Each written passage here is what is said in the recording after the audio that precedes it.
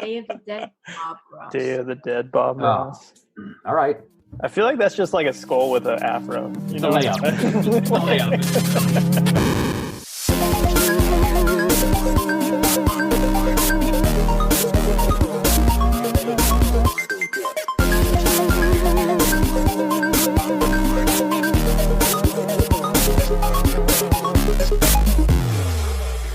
Welcome, everyone. Thank you for tuning in to Pixels After Dark with us. I'm one of your hosts, Joe. With me, as always, is PixelatedTraveler Ruby. Hello. And also the amazing, interesting, and handsome and Tyler. No, I had nothing else to go with. Say David. You can't I was going to jump in a ball like that. Good. No. My intro better be amazing then. Right? Go now. Just take all the Tyler. There's nothing left.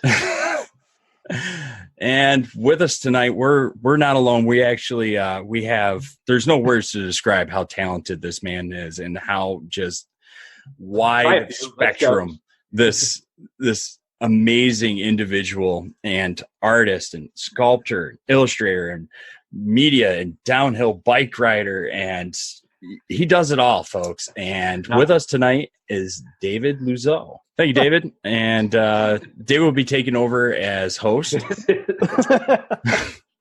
So tune in next week for episode 13. No. Thank you so much for coming on with us tonight, David. Yeah. Well, yeah, I'm super excited to be here. I think it's again honored you guys to have me on. It's fun to have your granddad come talk about art. So it's fun to be here and share a little bit. So I'm excited. I like how he's under 50 and he's calling himself. If you saw me get the computer ready, you'd be like, "Yes, granddad." So what's everybody been up to? Just kind of ease into things. Ruby, what have you been up to? You do anything exciting in the last weekend or so? I don't know. Are you asking me for a reason? Yes. No, yeah. I just got back from Orlando Guardian Con, and we had a blast. I got to meet so many people, so many artists that we've interviewed in the past, and there's nothing like that. Please That's come. Awesome. I'll be there next year for sure. I think Tyler plans on being there. Be there together. Yep, that's going to be a great time. And our last episode, we had 18 artists that were all hosting booths down in Orlando this past weekend. And it was really great seeing the Twitters and socials explode with how everybody had just a great time. It was great seeing everybody's booth set up and people, visiting the con, visiting each of the booths, and just their interactions with everybody was really cool.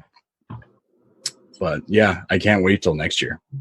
Next year, it's going to be called Gaming Community Expo. Yeah. So they're growing exponentially each year. So it's really exciting. And Tyler, what have you been up to?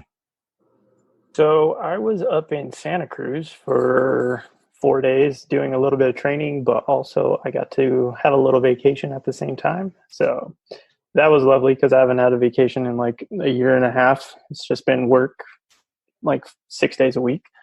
So that was amazing. I think I slept for like 8 hours one day. It was great. Yeah, and then you went hiking. I saw some pictures that you posted, that some really gorgeous trails that you were on. Yeah, Santa Cruz, if people aren't familiar with California, Santa Cruz is like the epitome of where Southern California and Northern California meet. So you get the best of everything, right? You get SoCal beaches where it's nice and sandy and pretty water, and it's all what people think of when they think of California. But then you also get all the redwood forest, the mountains, everything that's used to all the rain and stuff that happens up there. So me personally, if anyone ever wants to visit California, I suggest visiting like Central Coast California rather than SoCal or NorCal, because it's the best of everything. I've never made it to California before. I've been up and down the East Coast into the middle of the U.S. and just never made it to the West. There's like 100 cons. Just pick one and come out. I know. Yeah, I know. True. I had plans to come out to Seattle for PAX West, but some other more important things came up, and squaring those away to get us set for next year. But next year, definitely planning on coming out. But one of these days I got to make it to that San Diego Comic-Con. Oh, San Diego's cool. Scary even thinking about. It's just a couple weeks away. It's already freaking me out. Are you attending, David? I have a booth. Yeah. Oh, Yeah. This will be my 3rd year with the booth. that's a day trip for me. So that would be coming to visit. Might be coming down. I'll be there demoing live painting the whole time. But again, this is for us. It's a huge event because you bring down your stuff on Monday. You go set up on Tuesday. Preview night's Wednesday, and then just Thursday, Friday, Saturday, Sunday. It's just all out the whole time. So it's a crazy event. I was on the waiting list, I think, for 7 years to even get in. Ooh. Because just the list. So it's just, now that we're here, it's kind of, that part's relaxing, but it's still, I do shows. I've done tons of shows. This one still has its own unique spin. I mean, the whole world just kind of revolves around this. And it's changed from when I used to go 10 years ago, and it was really kind of movie dominated.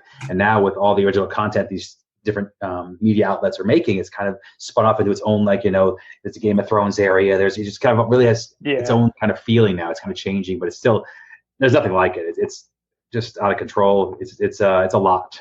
It's just a lot. Yeah. The Artist Alley last time, wasn't it a whole floor by itself? It's a whole big section, and I kind of like to sneak away from my booth, and I go sneak over there and see some of the guys I love to follow and kind of mosey around and kind of watch. I love to watch art being made, so to be able to kind of incognito look around and watch people do what they do and watch some of the sculptor stuff. I love watching that. It's really fun for me. I'm actually one who goes, I'm going to the bathroom, and then I'm gone for an hour and a half just sneaking around looking at stuff. So it's a fun event for sure. That is awesome. So you've been prepping for that? Kind of all year, because emails start the day after the year before, everything from parking, it's all so big that you're doing checkpoints throughout the year almost for Comic-Con. So I got it down pretty pat, but I've been doing small originals that I'll bring for the show, because I have my normal setups to 10 by 20. I can only get a 10 by 10 for Comic-Con. So it's a little smaller, so I can't have my big originals. I got to have some small ones. So I'm kind of doing some custom pieces for the show. So I'm getting ready for that, and kind of deciding what I'm going to paint, because it's so much painting time. Basically Wednesday night and all day Thursday, Friday, all those days. So I just paint the whole time. My girlfriend runs the booth because she's way better than me. So she makes it all look great and work, and I just paint in the corner. And so I need something to paint, and usually I'll probably have 4 or 5 pieces ready to go. I may only get to 3 of them or 2 of them, but I want emergencies, because I can't just sit there doing nothing. So I got to have, grab the next one, put on there, and get to work, because it's just kind of, I can talk and paint during a show. It doesn't bother me at all. So it's kind of how I relax. It's just painting and talking. So this is much harder than that. Do you like interacting with people that are visiting the booth while you're painting? Do you enjoy interacting with all the people coming through? It's never been an issue for me. I can just chit chat away and talk and paint at the same time. It's funny. We've had on the road doing this for so many years. I mean, I've had the weirdest things. I've had fights break out behind me. I had a gas explosion a couple booths down, and I just didn't flinch. I just paint. I'm back to, it's just, I'm just in the zone. I can talk, and it's just kind of what I do if it wasn't at the show, I'd be in the studio doing the same thing. And I find it actually easier to paint with people walking all around than in my studio alone.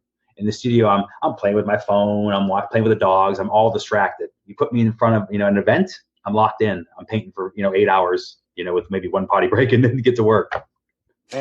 I've seen your YouTube is amazing. I don't know who makes all the intros and stuff like that, but I absolutely love all the videos. You do? Oh my gosh! Yeah. I used to be a graphic designer before all this. Really?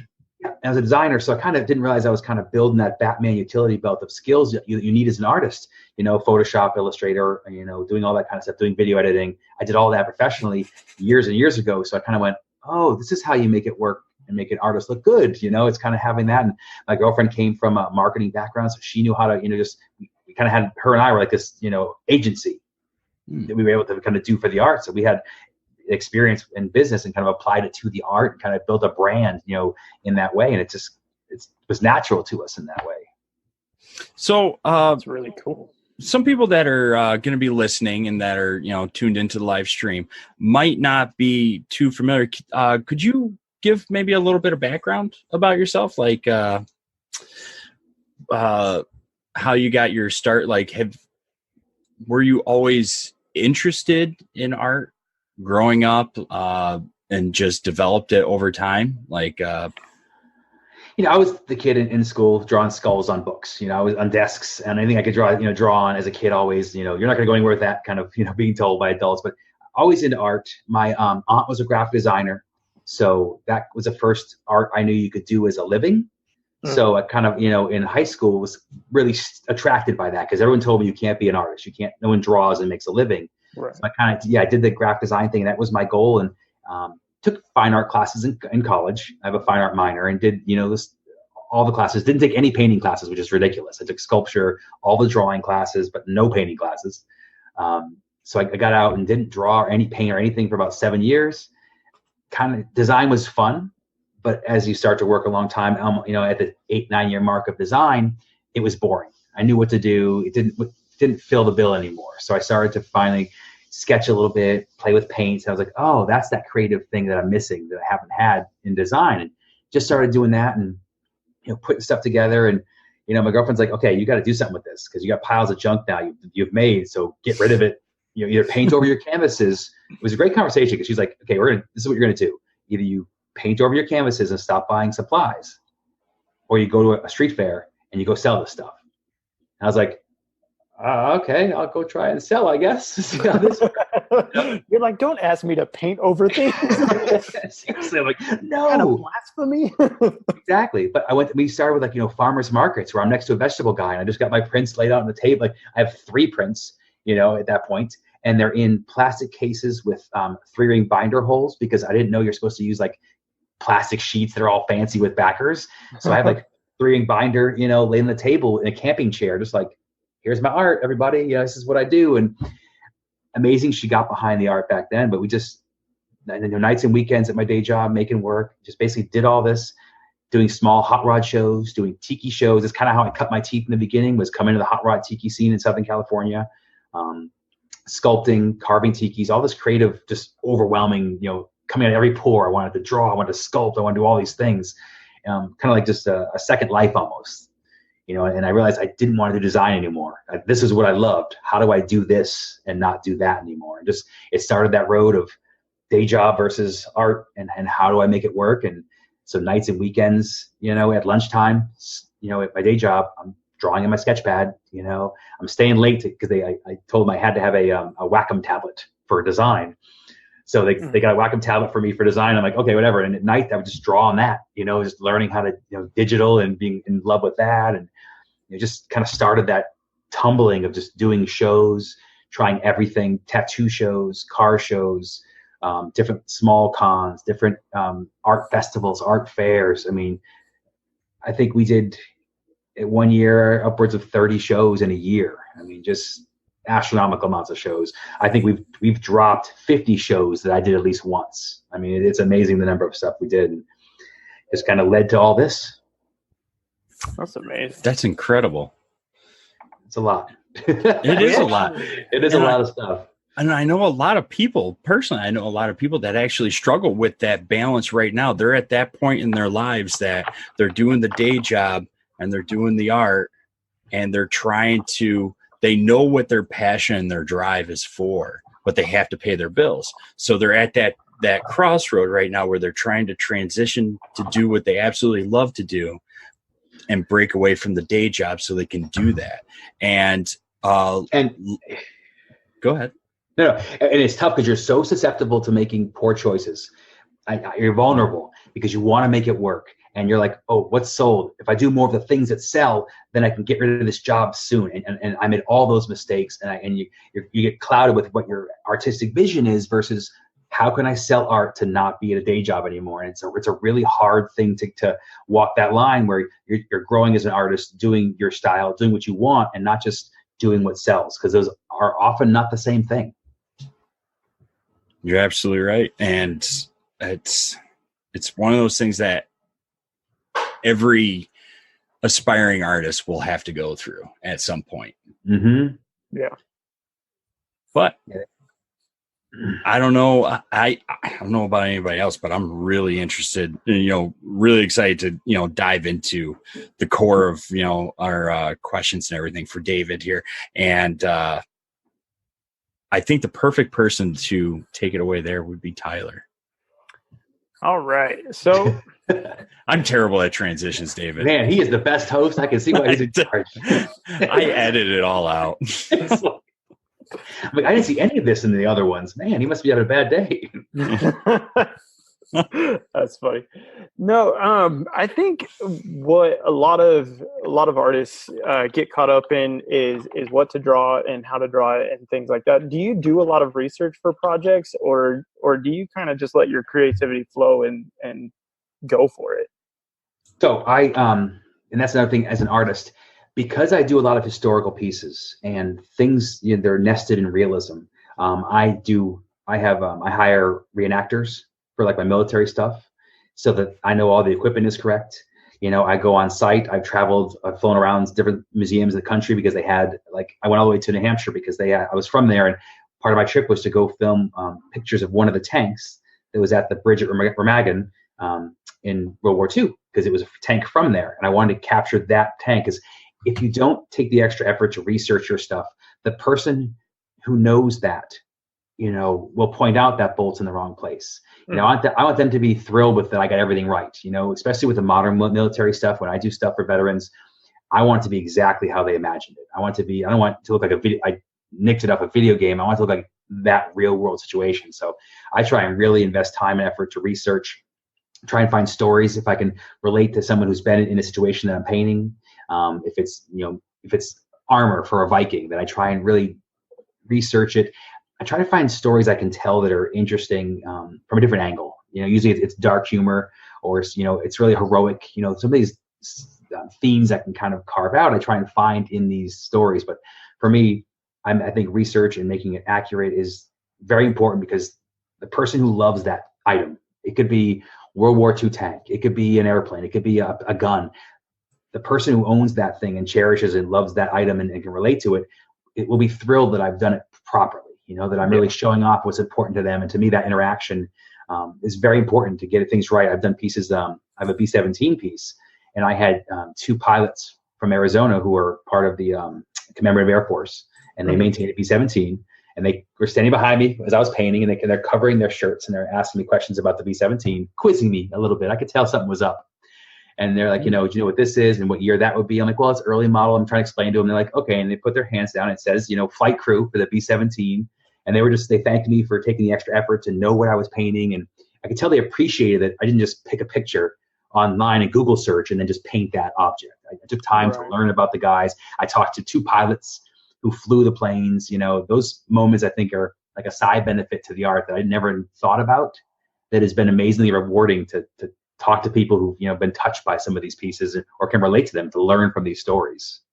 Yeah, no, that's fantastic. I know personally, the first time I saw your work, the Western stuff just blew me away, because I'm a huge Western fan. So just all the different props that you have in the paintings, different models of guns and things like that, the dynamism of the poses and stuff, all of that stuff was just really exciting to see. And you could tell that you definitely put the time and effort to make sure the time period was right with what you were painting. I have a wall of rubber guns behind me, props that movie props that I've gotten, because my girlfriend is probably the model for half of my pieces. Like, I've had her with a hatchet in one hand, with her mom held down, reacting a scene to capture some of that action. So yeah.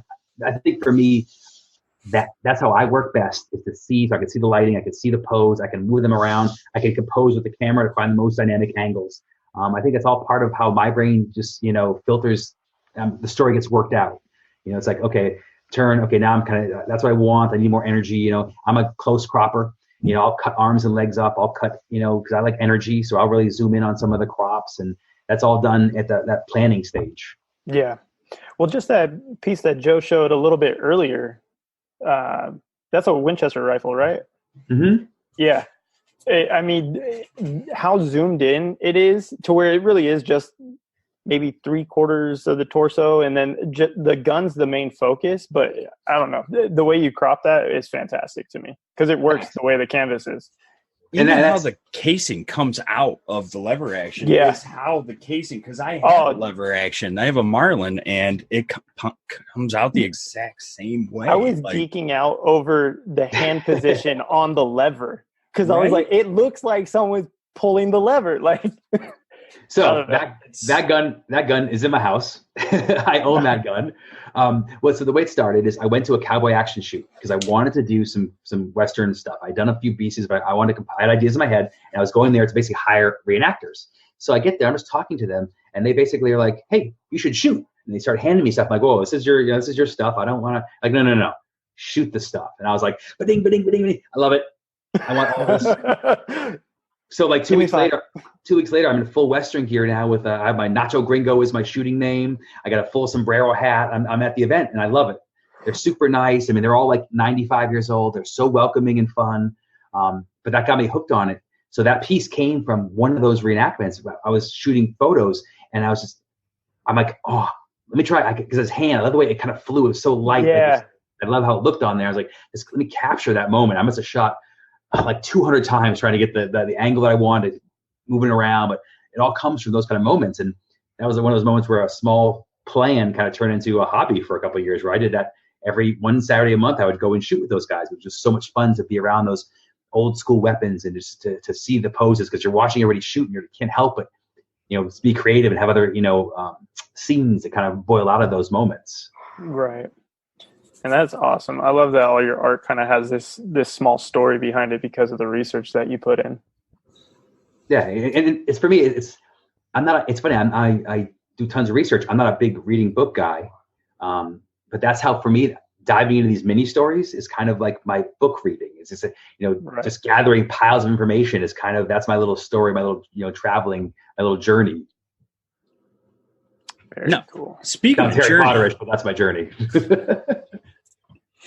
Harry Potter quote, I'm a Harry Potter fan, so I'm leaving that in. I'm leaving that in. No, I was going to ask actually, during your journey, speaking of journeys, I won't say all your pieces, but a lot of your pieces incorporate Day of the Dead. And one of the most unique things about all the pieces is you're capturing it as every subject is a skeleton. If there's a subject in it, like the lever action, it's a skeleton dressed in the period times shooting. A lot of the underwater ones, the Westerns, the military ones, they're all skeletons. What drew you to do capture Day of the Dead pieces like this?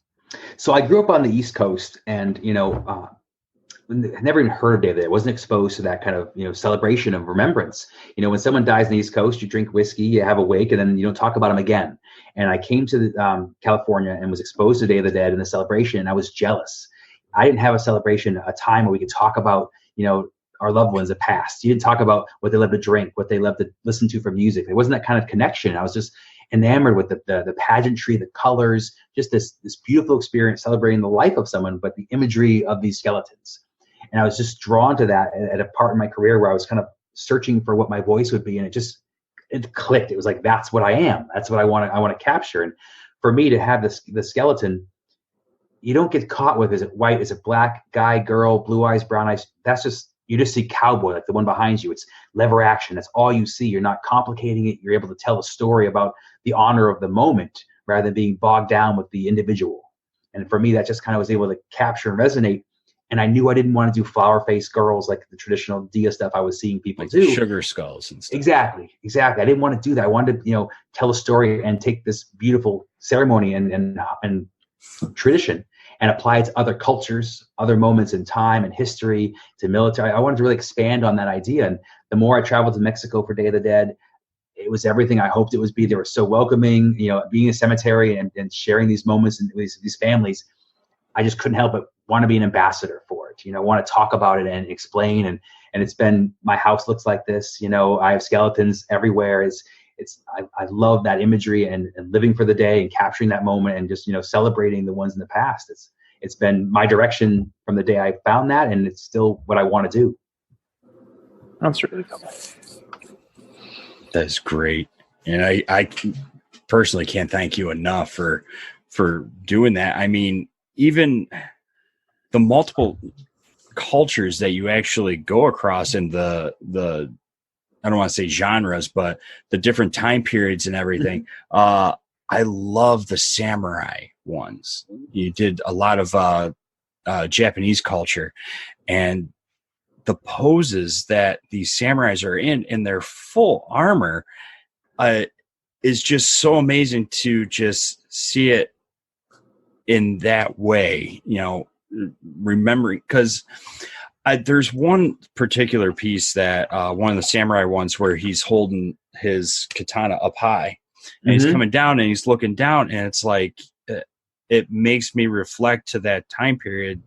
You're not trying to capture the person, with their facial features and everything like that, and getting their face, and adding skin and texture and everything and making it a person, but it being as a skeleton, it to me, I translate that as like, this is the culture back then, and don't focus on the person, but focus on the action and, the culture of, samurai, essentially. Exactly. The purity of that moment, right? Yeah. And that translates, if you look at and to me, capturing the honor of that samurai is the same as capturing the honor of a World War II soldier or a modern soldier or the cowboy. It's that purity of the moment. It's looking at that moment in time, that instant. They're not dead in this picture. I'm capturing this moment going on, and that's right. And for me, I love that, because those, while they're totally different, samurai versus the cowboy, to me they're so much the same. That honor, that code, that travels through the art. I think like that they're all kind of related in that way. Right. No, I love that. It's a really good point. I think that helps with the overall emotion of the pieces. I think you connect with it on a higher level than just it being someone that you're looking at. Yeah, and when you dabble in another culture that isn't yours, you have to be very sensitive. When I started doing this, I was not sure this was going to work. I wanted to make sure that no one ever thought I was poaching another culture that wasn't mine, that I was profiting, that any kind of reason. So I made sure to immerse myself and again speak to the most rewarding experience I ever had was early in my career. I mean, this is maybe 2 or 3 years in. I'm at a little booth, and this little old lady comes over, and she's Mexican. And she calls me over, and she's crying, and she's hugging me and thanking me for doing her culture justice. That's awesome. And that type of reaction I've gotten my entire career, and it's made me so happy that I could be. This is before Coco, before Book of Life, before everyone had a real grasp of what Day of the Dead was. I was just this creepy guy drawing skeletons for years.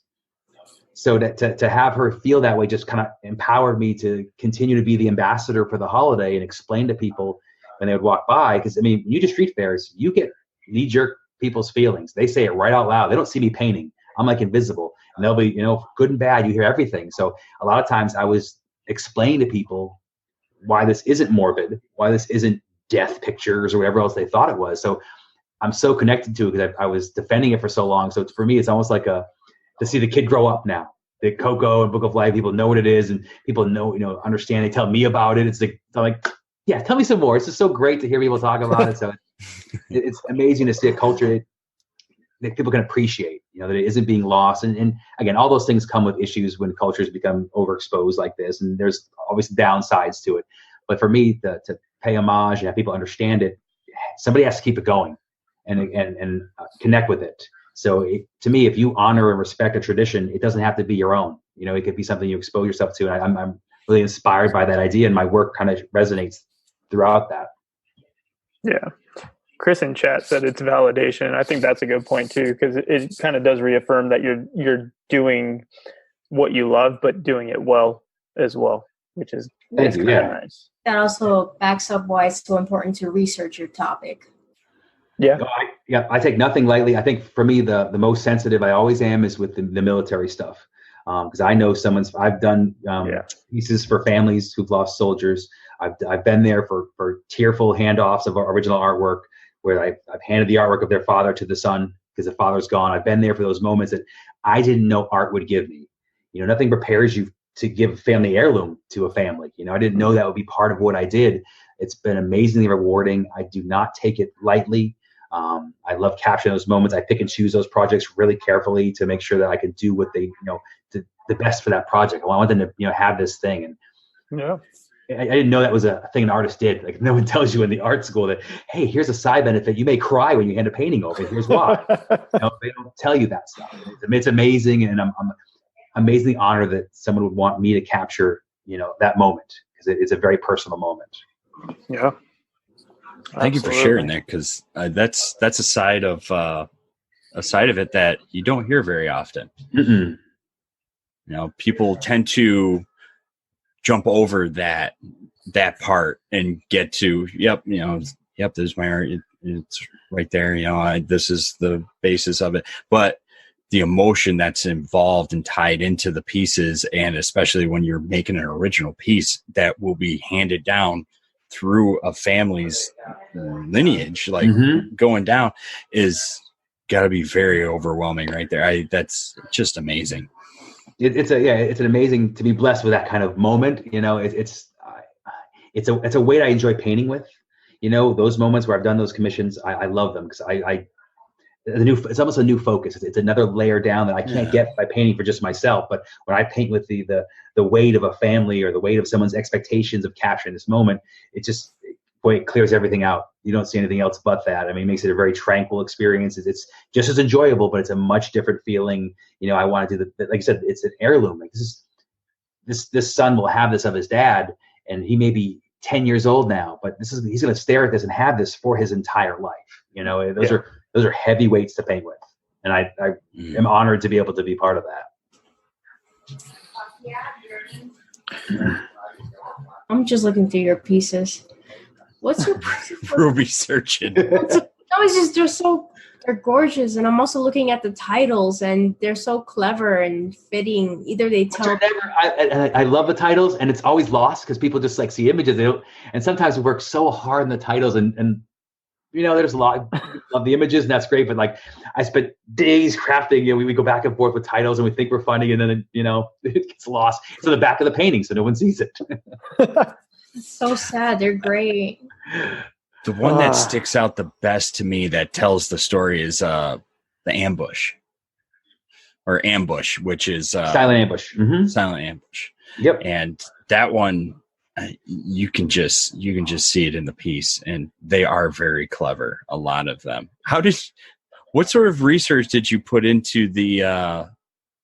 You have one that we used as a Twitter announcement is in space with two astronauts, kind of like old school, like 50s cosmonaut. Yeah. With the alien. Did you go to space? I would have loved to. Yeah, again, I love sculpting, so I would have loved to have gone to WETA or some kind of school to see custom suits being made, but I couldn't arrange for that one. So sometimes you got to wing it. That's funny. It came out great. Tyler, do you want to bring us? Oh, Ruby, do you have a question? Oh, no, I'm just reading. I Clash in the Cosmos. Whoa. I just ran into it. Well, I think now that we've pretty much exacerbated research, one of the big things that I've noticed with your art, which is incredible, because I feel like most artists kind of stick to one medium that they're good at and that they enjoy, but you're all over the place. You paint, I've seen digital art, you do sculpting, yada, yada. So how did you develop those techniques to be able to cover such a broad spectrum? And then if you could elaborate, what kind of tools that you prefer to use and what's your favorite medium kind of thing? Because like I said, you're one of the few artists I've ever seen that is all over the place. I mean, I feel like I could say, "Oh, you do this," and you say yes. It's you know what I mean. Well, that's always my advice to young artists is try everything. Don't fall in love with anything, because you may be the world's best pastel artist, and until you try pastels, you won't know. Mm-hmm. Try because my brain. So my primary means, the main thing I do is the painting with acrylic, gouache, and enamel. Now, gouache is my acrylics is my backgrounds. I do all the colors and layering with gouache, and the final stage is enamel. That's where all the line work goes in. Now, until I found enamel paint, it's like a sign painter's paint. Until I found that at a hot rod show, I was using acrylic, and the style wasn't clicking. But because I tried that medium, it literally birthed my direction and career. When I found the paint that could free my mind to paint quickly, absolutely opaque, it just let me explore the things I wanted to do. So it's important they try everything. Now that's my primary. I do pen and ink. I travel a ton. So for me, when I travel, I bring, I like to sketch. I don't sketch enough when I'm home because there's so many projects that tend to get in the way. But when I travel, I can really kind of focus. I'll travel sometimes with watercolors also. But I love to do pen and ink and watercolor. I love sculpture too. I've gotten back into that a bit more this year. It's been a couple of years off from that. But for me, I love sculpture because it's so frustrating to me. I've been painting for 15 years. I know how things are going to look from my sketch. I have an idea. I know where the problems will be, the hard parts. Looking at the sketch, I go, oh, this texture here, that'll be a problem. I'll get to it. With sculpting, it's frustrating from the second I start till 1 second before I finish. Like I don't have that confidence. I don't do it enough. So for me, I love that. I love that frustration that I don't get from painting anymore almost. So I'm like a masochist looking for this art frustration. Frustrated. And all these different mediums kind of feed that. I sketch digitally for all my work because it's just easier for me to move faster. I've done that for 10 years now. But really those are basically the main core of what I use and what I like to do. I'm an art nerd. I will pick out supplies I see, in the catalog. Some fancy new pen comes out. I got to try that, I'm like a little kid in that way where the toys I buy are art toys. That's what if I'm going to spend too much money on something, then it's going to be art stuff. Are you self-taught in most of the stuff, or do you, like when you started sculptures, did you take a class, or were you just like, I'm diving into this and seeing what comes of it? Sculpture is basically completely self-taught. I had no really direction in that at all. Again, in art school, I took all the drawing classes, so I would say I have some kind of structure with that. Mm-hmm. No painting, but some structure. But sculpting, I think that's why it's so raw. It's it's that feeling I used to have painting 15 years ago that I don't have anymore. That maybe I missed that kind of pain, so I go looking for it in sculpture. But it's just such a different way when you take a piece and you have to have it match all the way around. With a painting, it's straight on and good. With a 3D, it's mind blowing. You're like, oh, people can look at it this way too. Crap. Do you 3D model digitally as well? I don't.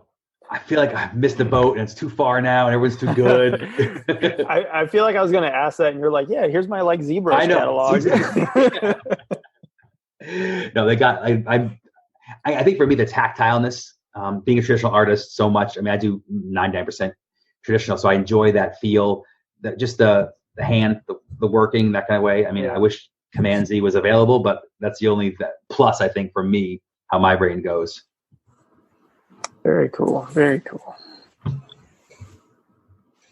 Someone in chat said his Fender guitar line is awesome. Yeah, we did a line of guitars 2 years ago for Fender, full production line. So we did 4 different designs, and it was fun because it was kind of like we talked about, where there was different genres. There was a dragon piece. There was a traditional kind of Mexican Sacred Heart. There was a little more traditional Day of the Dead style art piece, where a little skeleton buried beneath the ground with a big tree with birds and a little swing, very artsy guitar. And then there was another guitar with a voodoo priest with a voodoo doll on it. So really, really fun stuff to do. And that sounds cool.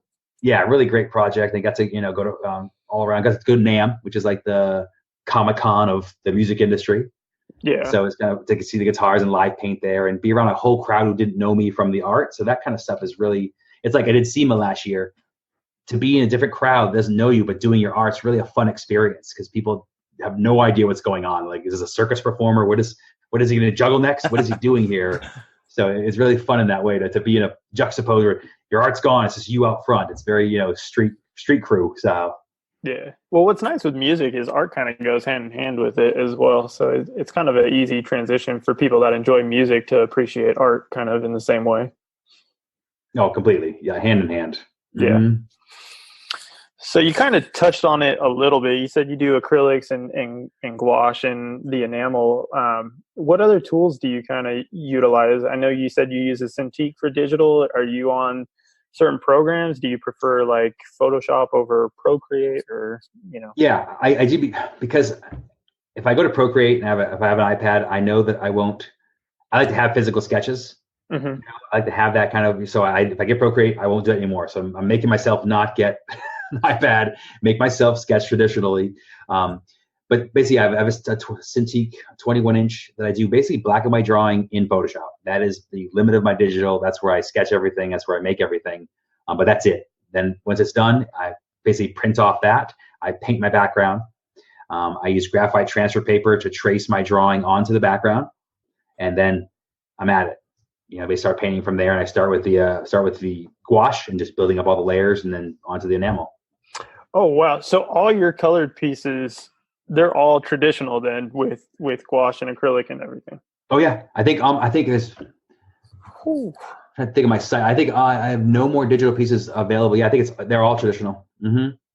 Oh man, that's a lot of work. It's a lot. I'm just adding up the time it takes me to do a painting, and I'm like, oh, it's a lot of that you've cranked out. Yeah, I think we do prints of 300 plus. I mean, it is a lot of work. I love to paint. I paint quickly. Mm-hmm. When I do a show, I'm live painting at a show, so I'm painting every show. I'm doing a painting, and now we pulled back a little bit and don't do as many shows. But all those years, if I had a weekend show, there was one painting at least coming out of that show. I mean, I got to dive in and really sharpen my skills, sharpen my style, and really kind of, street style, get better and better, because I was painting so much and still paint a ton. I mean, when I'm at Comic-Con next week, there'll be, I think, like 40 hours of straight painting, right. So there'll be a ton of work generated. And that's I love to do it. I get excited for that. Once the booth is set up, I'm not dealing with that anymore, and then it's fun. Yeah. So how long, like from concept to finish, does a painting usually take you? So let's say the Joe's lever action, something like that size there, which is on the small side for me. The size of his canvas print. So something like that, you're looking at probably, 15, 20 hours from beginning to end. Oh, that's actually pretty quick. Yeah, I paint fairly fast because it's big blocks, and I just, because I'm left-handed, I work, enamel goes from right to left, so I don't smear with my big stupid paw. But that's how it all gets put in. And the bigger pieces, tend to be, 24, 36 is kind of the bigger realm. I have some bigger pieces. That's kind of 1824 to 2436 is basically kind of where all my pieces are. At Comic-Con, I'll do smalls, which are kind of like, this big. Some of the, I can show you one. Please hold. It's not like a live show or anything. Like that's the kind of the smallest for Comic-Con, this kind of size things. So I find vintage frames, and I basically hoard them. I've been collecting for years, and I kind of create custom pieces kind of to the shape of the small frame. So, those are great for yeah, Comic-Con. I noticed it on his Twitter. He had a cool like teardrop frame that you had built with like a heart in the middle of it, and some Day of the Dead stuff. So I was wondering if you built your own frames. So that kind of answered that. For the small frame, so the small frames, those are all reclaimed. The big frames that you see, they're all stylized on the site. Those are all custom builds that I do to match. But I want it to look like you built the frame from stuff from the painting. Right. Like my space one is built from it looks like a space door. It's all kind of using those pieces. The smalls are good because when I have a show in England at the end of August, the smalls are easy to carry. They're easy to ship. They're easy to kind of work. So Comic-Con and international shows, I tend to paint like that. And normal shows, it's the 24, 36, just kind of ballpark. Gotcha. Well, that's kind of a nice little transition into something that we like to ask is any tips and suggestions for young artists. So with GuardianCon just passing, with a lot of people exhibiting for the first time, do you have any tips and suggestions for people that want to kind of break into being an exhibitor at a show? Yes, I think first thing would be like investment in your look and feel, like in your own self. If you're willing to go to a show, you don't need 10,000 things. You have to start somewhere. Those cons are tough because you're like, they got to travel for them. They're big. My advice is to start with the farmers markets. Start with small art shows in your area. Get an experience. See what people like. Get the feedback on your art so you know what to bring. What are people reacting to? Is it reacting to the colors, the light, the size, your subject matter? Some artists, they have so much work and they want to bring it all. And we all have our own personal preferences. Doesn't mean it's what sells. It's what we like. So it's tough to be honest with yourself and make sure when you're bringing work there that you have, the best things to sell for you. The key thing is prints. You got to have prints. And for me, you got to have something in a $20 range, a $20 print of some size. That's a great spot because people can always have a 20. It's kind of a good spot to, share your art. It's a good size and lets people grow with your art. I've had people who 10 years ago bought a paper print, and then a couple years after that bought a canvas print, and then a couple years after that bought a small original, then a big original. They kind of grow with you as you grow as an artist. You got to give them that doorway so they can relate to you. Be who you are, be outgoing. You can't sit back there and be quiet. People want to know you. They want to know your art. You have to be yourself and learn to be. It's not easy. Some of us are motor mouths that can't shut up, and it makes it a little easier, but you still have to be chatty. You got to be, yourself and share and tell people stories about why you're doing what you're doing and interact with them. Let them know you so they can know what the art is too. That's awesome advice. So ratio wise, what would you say as far as like originals versus, like you said, those $20 print ranges kind of thing? Are you doing like 70 prints because those kind of fly off the shelf versus 3 or 4 originals kind of thing, or what are you looking at when you bring stuff? It's changed. At this point in my career, I only have, besides those smalls I just did, I only have 4 originals. Out of all the work you've seen, there's only 4 left. They sell so quickly off the easel that I don't bring a lot to shows anymore. So I'm really a 90% prints, and if I'm using the original that sells will be the one I'm working on out front. And that's kind of how it works now. For my setup. Before, when I had more originals, it was always still a 80-20. You hope for original sale, but the original's there for you to see that I do the work traditionally, and for you to go, oh, they're all hand painted, let me go look at the prints now. And they're there to show the prints. They're there to sell the prints basically with that work. It's kind of prints are always going to be your bestseller. Originals are great. They're the yay surprise. It's awesome. I don't mean to trivialize how it's awesome when it happens. That was really a jerky. We would say that, but it's great if it happens. But you can't count on that. You can't go to a show with all originals and then sit there going, "Okay, hope that guy comes by who has a bunch of money to waste." You have to be able to be self-sufficient and then have that tier. And that's what I find. Digital artists, I'm not sure. I don't know how you grow to have that price point of an original. I know for me, as a traditional, you have that because there's always collectors who there's a collector who doesn't care about the number. There's a guy who wants, it's numbered, awesome. Then they want a low number or a certain number. Then they want exclusive. Then they want a small original. Then they want a bigger. There's just steps to collectors. As a digital artist, you have hurdles that I don't have that you got to figure out how to do. Limited editions, you got to do special things to make them better, whether they're printed on aluminum and one of one. You have to do things to substitute for that original. Right. So digital artists have that intrinsic problem at the high end, but at the low end, prints are the most important thing. That's what you have to have, an affordable way. And in your most popular selling SKUs, you got to have things that relate to show your best work. Yeah, I know a lot of people when they're starting out, especially very early when they're selling art, is figuring out that price range kind of thing. Was that difficult for you to, when you first went to that farmer's market, be like, yeah, my art's worth this much? Or were you kind of like, because you had a little bit of the marketing background and stuff, were you kind of like, no, this is kind of what it's going for, so I feel confident in that? Yes and yes, and no and no. The good part was I tried to make sure that I wasn't sitting on originals. Mm-hmm. Ever. I didn't want to have from day one, I was always like, I'm going to sell my originals. I'm not going to be the guy who holds on to them for 5 years because they're going to be worth more. I'm a functioning, if I want to be a full-time artist or even a part-time artist, you have to sell originals if you have them. You got to have that price point. So I came out with if I have 5 pieces, this is the price point they go to. Okay, those are selling pretty quick and I'm making more. It's nice and even. I always have 10 pieces and kind of kept crab walking that 10 pieces. Okay, make them go up more because they're going too fast. I got to slow that down. So I kind of let the market tell me what I can make and let it grow and grow and grow. And, I can't afford me now. I totally understand that. When I have collectors who bought a piece 12 years ago, who the zero's missing from the price tag, they're happy because they're like, well, we got in early.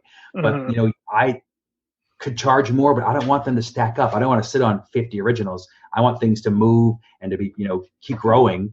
And have some kind of affordable art people can have. That's why I do pen and inks and stuff like that too, is because I want to. We have a visitor. Doggo. I knew he'd come in at some point. Gotta be on the show too. So this is Pliskin of the snake variety. Oh, God, you're awesome. I appreciate that naming so much. You have no idea. So it's one of those things where I let the market tell me how much things should be, kind of grow and because again, there's that ego of, I've seen artists who charge a ton and have been out for a year, selling work. So it's, let them build up. But for me, it's been just let the market tell me what it should be and don't have a closet full of originals. Let them, for me, it's keep that nice number and let it tell me what I should be rather than let ego or what does this guy sell for? I know that's the most common question all new artists have. And if you had to give them a ballpark, you start at $300. Like that's like my ballpark. There you go. This is $300. You start there, go from that, have something. You got to start somewhere. In the beginning, you won't want to see those paintings 10 years from now. You're going to grow, you're going to evolve in your style, have them move, keep making art, learn something from each piece, but keep making more. Don't hold on to them. The more you make, the easier it is to let go, easier it is to learn and move forward. And you just got to make more art. That's the key to all of it. No, that's great advice. I think a lot of people, especially when they're starting out, they kind of struggle with the sticking to the price point as well. Where I feel like some people are like, I don't think I'm worth that much, so I'm going to lower it. But I think, like you said, if you're going based off of what's selling, then if you're selling it for a decent price and people are picking it up, then why are you going to shortchange yourself? Regardless of your years of painting or whatever it is, you could have 1 year of skill versus someone that has 20 years. But if people are liking your stuff, they're liking your stuff. Exactly. You can sell it, whatever you can sell it for. If you can sell it for that, then and keep firm to that. Keep grow with that. Be proud of your work. If you've sold it for that before, then stay with those prices. Don't start cutting prices to move things. And it goes back to our early conversation about, when you're trying to make the art artificially float your life, and you're worrying about what's going to sell, and you start making things to sell. It's a slippery slope that can really make it difficult for an artist to try and. Your collectors don't like seeing that. If someone buys your stuff for $500 and all of a sudden they see $200 originals, well, why are those 200? Why did I pay $5? I'm not going to pay $5 for the next one then. It's just you got to think of it. Think like a collector. Take pride in you.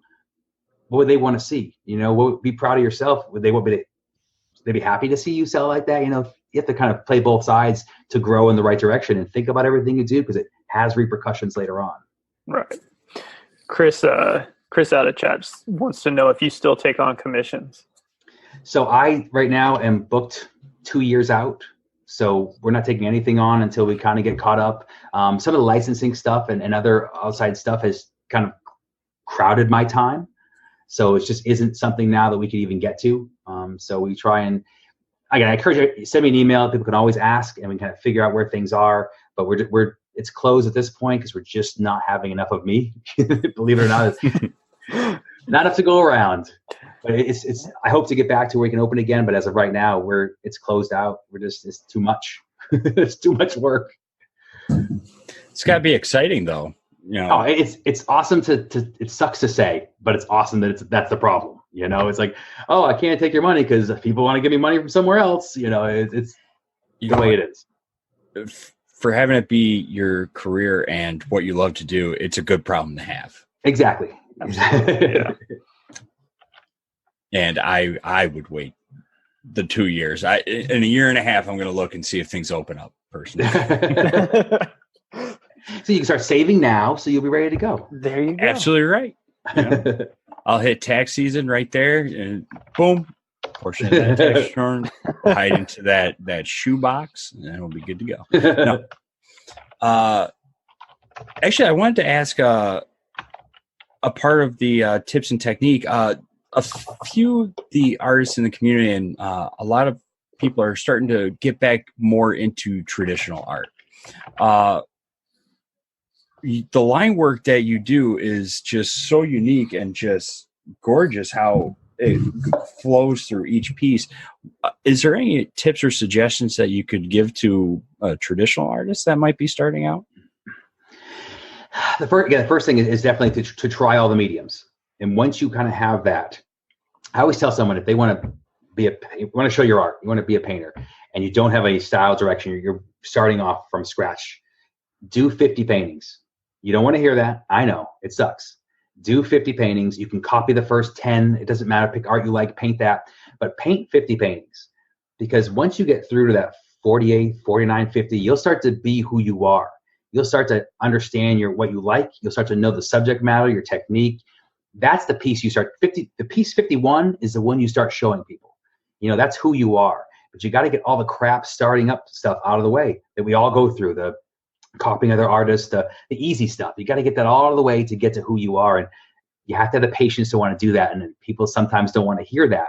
They just want to, I got Instagram. Why am I going to wait? I'm an artist, and I get that because it's fun. You want to be that, but you got to, for long-term success, you got to take the time to build a foundation so the house goes like this, not like this. You want to basically have a steady base where you can learn, where I could jump to different mediums. You can jump to different, from sculpting to painting. You can do those jumps because you've taken the time to try and be shitty at all of them.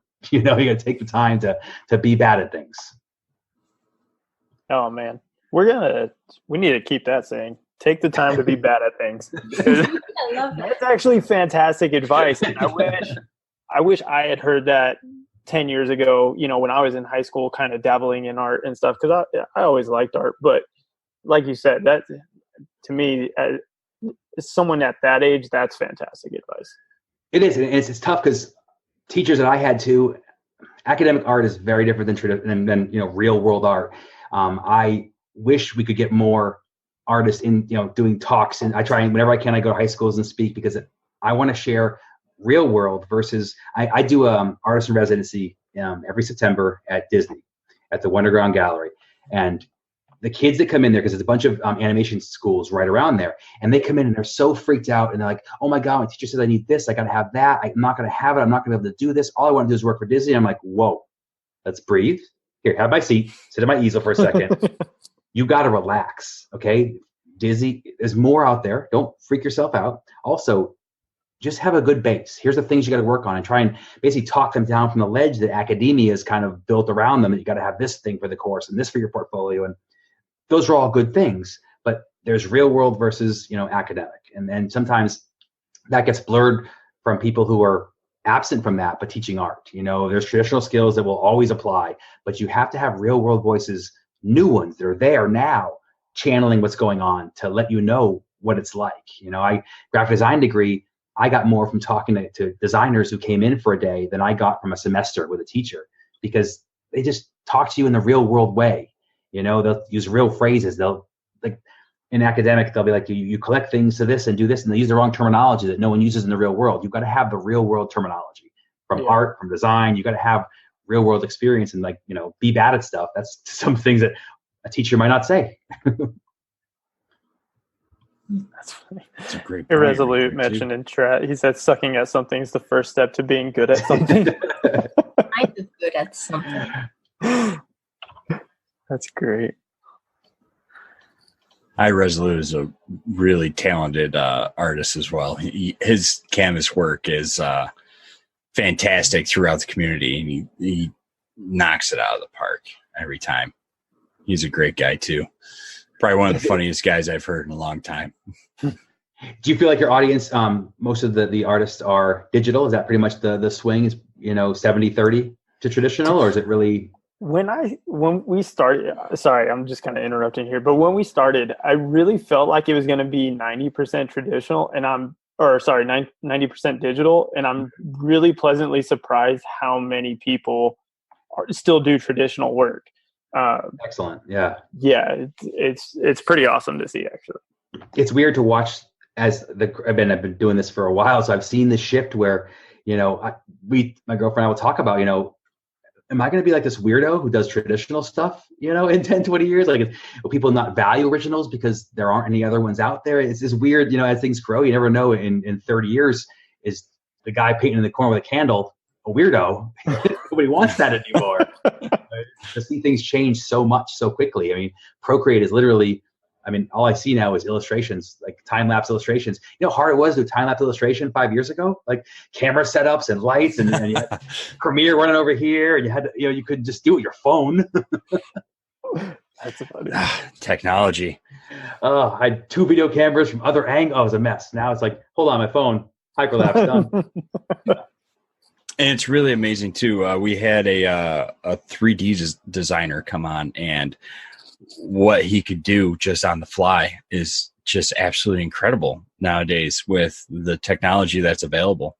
I mean, there's things available now that 2 years ago wasn't a thing, and it's really helped some of those people that are coming from kind of like a graphics design background or less traditional background, maybe started with traditional but have grown and developed into utilizing the digital form more for their styles and just accessibility than you would back in the past. It's amazing. Just again, I used to build intros in Flash, that's how long. Oh my gosh. That was cutting edge. Like I had a special weekend class to learn that. That's funny. No, you really are a jack of all trades too, because you've dabbled in virtually everything. Like you were saying earlier, a lot of mistakes and a lot of stuff is what that means. I've been shitty at a lot of things, like we said. You know what? You found what you loved, and you got there through going through all of that. And I mean, just the knowledge that you've gained from all those things and being able to apply them now is just incredible. I didn't know that you did all the intros and all that stuff yourself, and just I can't even begin to start where you start and where you end. I mean, it's endless. Well, again, the idea is I realized quickly that before social media was as big as it is, that you had to be your own marketing person as an artist. That was important. I know artists who don't answer emails or don't answer comments to their own Instagram. There's just things they do. I'm like, why? We're so fortunate now that, again, one of the amazing things about being an artist, so in England to graduate, I believe it's high school level, you have to do a paper, like a thesis paper on an artist. Mm-hmm. So I've gotten tons of kids, like, I'm doing a paper on you, can you answer a few questions? I'm like, that's amazing. You could reach out to an artist that you like and ask them questions. That's unbelievable. It's like, me sending Larry Bird, my 12-year-old self sending Larry Bird hey, how do I shoot a jump shot question? It's that kind of connectivity that didn't exist for us. But I can watch an artist that I love now at my age, watch them work. It's just, we're so blessed to be able to be around that kind of stuff. This is amazing in that way, where to have the interaction with fans, it's overwhelmingly positive. For any bad thing, there's 100 good things. It's just really amazing. I sound like Grandpa talking about the internet again. No, it's actually really true, because Aaron Blaze is one of the artists that I grew up kind of idolizing, and you can direct message him on Twitter and he responds to you now. It's like, hold on, time out. Like, this is someone where, like, you watch The Lion King and you're like, oh my gosh, how did they, animate this thing? And then the guy who animated it is like, hey, what do you want to know? If I could send LOLs to Bob Ross when I was watching his thing, that's amazing. Like that, yeah. Have an opportunity. Oh my goodness! Imagine if Bob Ross had if you were still like an actual Twitch channel. Oh. Bob Ross does have a Twitch channel, and he gets about 2,000 viewers every time. No, I know, but can you imagine if he was live painting those to where he could interact with Twitch chat? People would lose their minds. Oh, Jesus. Or he'd never finish that happy tree because he'd be too busy talking with everybody. Finish nothing. Person to talk to. So in the chat, Chris has a question that's is there anything I would change about my journey? Mm-hmm. And that's a good question. It's funny because while there's 100 things I want to change, you have to learn all these mistakes. You got to learn some of learn your own value, your own worth, your own direction, your own morals, like what guides you, what's important to you. There's not a lot I would take out of that mix. I think, having a nice slow growth as an artist is the best way you can do it. When you have the big peaks, reality shows, TV things that have come through our past as opportunities aren't opportunities always. There's just things that don't work, that you get this big false peak just means it's farther to fall. There's nothing underneath it. So for me, growing slowly and making those mistakes and working with different companies, good and bad, you need those mistakes. You need those experiences. And my journey, I just wish I would have started earlier and not taken, 9 years off before I started painting after college. That's probably my biggest fear, the biggest regret probably. Yeah. Is not jumping in. I tell everybody, jump in, start, have a sketchbook with you at your job and do it at lunch. It doesn't have to be your career, but if you care about that is your relaxing place and is freeing, then just keep that book with you. And every piece is a finished piece. Scribble. Just keep that part of the brain alive. That's a great point right there too. Love that.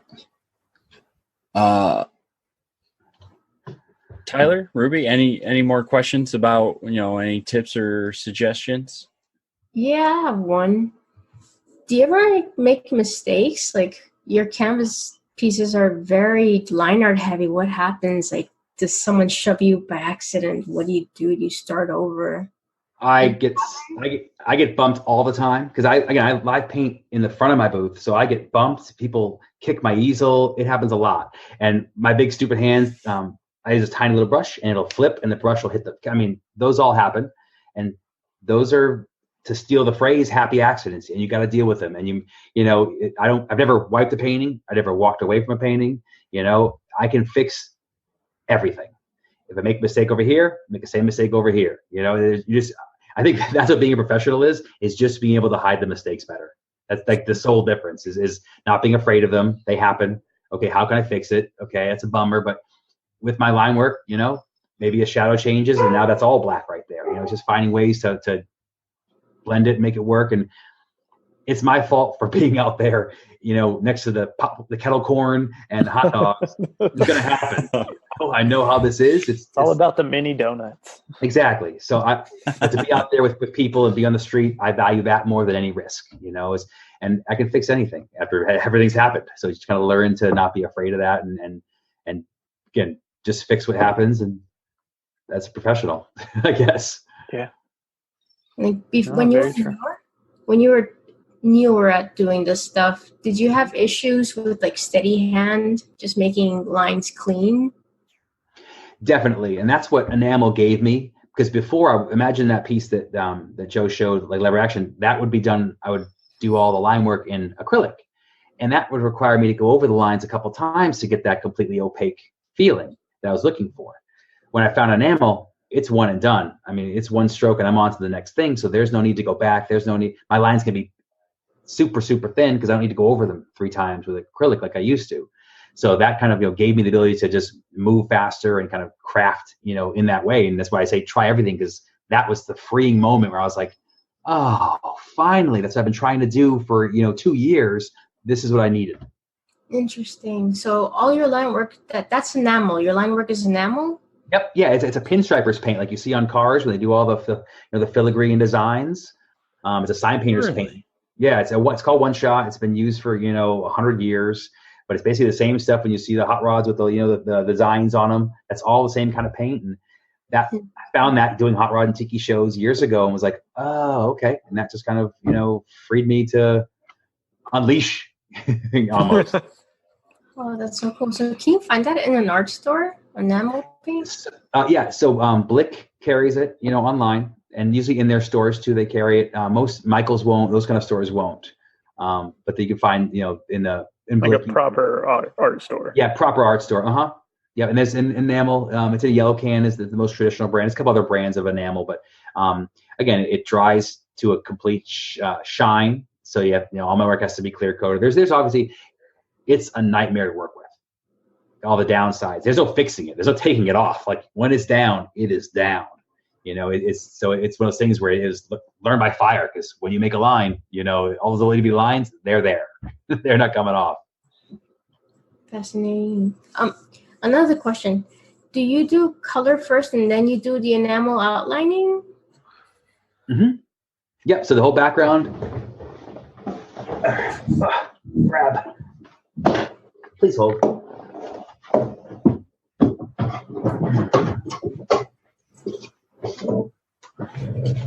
So background, have to see in there. So you can kind of see. So this is a color background. So I'll do all the aging. I kind of know what it's going to be, what it's for. The sketch is already done. So I do all the background first, and then the next stage I'll take the printed out drawing and trace it on here with graphite transfer paper. So I have a bit of chalk line where everything is. And then that's when I go in and do all the gouache and carve it all out. Lost my sound. Oh my goodness. But for me, it's like a roadmap to where I'm going. So it's like once it's traced on there, it's like, okay, game on. We're painting. Let's get ready here. It's happening now. It's kind of awesome because the way you paint is the way a lot of digital artists work as well, in the layers like that. So it's kind of cool how yours directly translates the same way almost. Yeah, building the layers, same way tattoo artists see things. I mean, there's a lot of shared, the line work like that. It's a lot of shared or crossover for sure. Mm-hmm. Any tattoo artists listening, there you go. Yes, and I have a folder on my desktop of almost 500 at this point. So from day one with the line art like I do, it's been tattooed everywhere. So it's amazing. People come by and they'll pull their shirt off, and there's like just a sleeve or a chest piece, or it's amazing. Because I have none. Have you ever done artwork for someone's tattoo? Like I did tons when I started. Yeah, when I started, I did all kinds of. Now again with the commissions, I can't anymore. But I did all kinds of designs at the beginning, which is great to kind of get me that personal connection again, like we talked about earlier with the military stuff. Tattoos are very personal. When they want your style with their message and stories interwoven. It's a very personal moment to share with someone to draw up. It's kind of a neat experience. First, ask another question. Do you feel painting is your way of keeping your mental health on focus, or plays any part of it? Chris gets no more questions. He's asked too many. They're good Chris questions, is good. though. They are good. Good thing he's good, because Joe's just failing here. So at least Chris is keeping the show alive. But no, I think for sure. I mean, for my mental health and focus is this is what I do. This is what I want to do. It just helps me keep happy. And no, don't apologize, Chris. I'm just joking with you. It's totally cool. Your questions are the best. But it keeps happy and engaged. For me, it's completely linked. When I don't paint for a while, I get edgy. I miss it. I need to have that interaction. I need that quiet, time to kind of relax. So it's a hand in hand. I mean, if I was to go, when I travel, that's why I keep that sketchbook with me, because I get super antsy because I'm being bombarded with all these images and sculptures. And because I love to go to, when I travel internationally, if you see my Instagram stream, seeing dead people is what I do. Cemeteries, charnel houses, ossuaries, churches, bone houses. That's what I go see. That's what I'm amazed with. I love to see how different cultures honor their dead, how they're treated in after. So when I'm in these places, these beautiful churches or the crypts, I'm blown away by the imagery. All I want to do is paint. So I keep that book with me so I can, do work on the road, because I get antsy. I need that release. It's my quiet time. It's my, how I relax is to do work. Good point. Have you looked into any of the, sorry, I'm trying to form it in my head on the fly. How you said you visit, graveyards and crypts and, various other things. Have you looked into the South American cultures with the, the mummies? Yeah. The mummy caves. Yeah, and again, South America, Mexico is amazing how different in different quadrants they're treated. Again, that's how I live to travel. That's for me, like that's the tour. That's the travel show I want to see. I don't want to see the cruise. I don't want to see sunsets and beaches. I want to see, you're dead people. Where are they? Well, really, I think one of the greatest places in the United States is actually in Louisiana, down New Orleans. New Orleans. Thank you. I'm flustered. It's really hot in this office. It's going downhill. I'm telling you, you know what? Usually my brain's pretty quick, but when it gets hot in this office, I started losing track of things. I feel like all the shows I've seen have been edited now, and it's not the real thing at all. I feel like I'm sold false goods. No. It's just you make me flustered, David.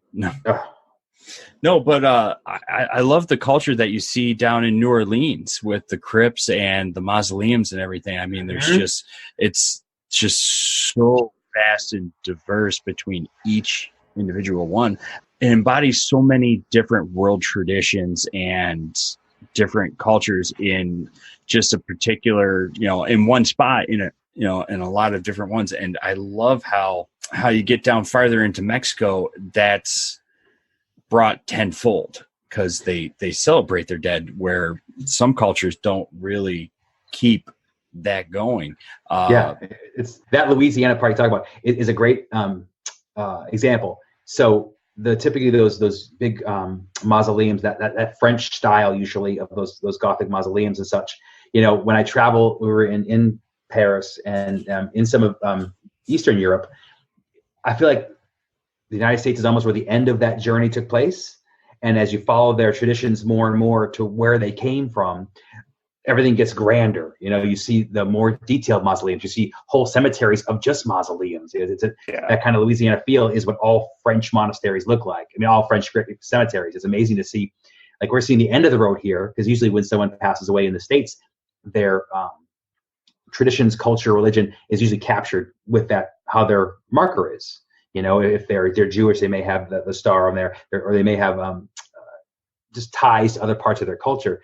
And as you follow their culture, when people are closer to where they're from directly, you get more and more, not the watered down version. That's a bad word, but not the distant version. You get the home version, and that's why I love traveling, to see.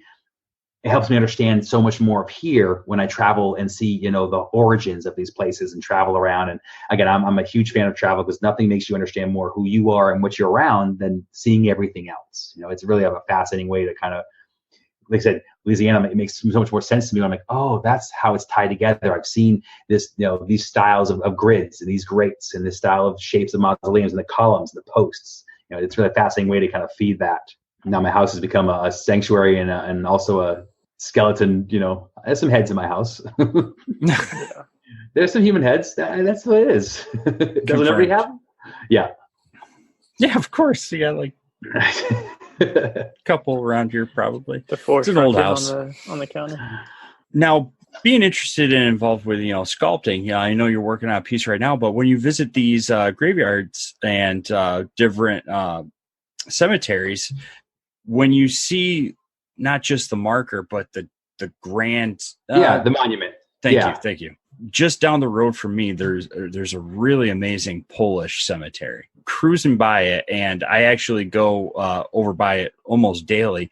There are some amazing monuments of large angels that are 10, 15, 20 feet high. When you see something like that, does that help tie it all together? And do you gain any inspiration from seeing those monuments as well, along with seeing the columns and everything? Tremendously. Like, again, I said that being in those cemeteries, it's the details I also am drawn to. Like, a lot of the way they'll draw angels. So a lot of Puritan style in this country. Being from New England, I was exposed to lots of Puritan style, where the wings are very simplistic and the face is usually a cherub style. As you travel deeper and deeper, before the Puritans, you get more of the skull. You get that more of that. 1700s, you get more in England. You get, skulls. Some of these charnel houses have a giant skull on the door. It's just the way these are done. But the monuments, the style, I'm so inspired when I go to these cemeteries.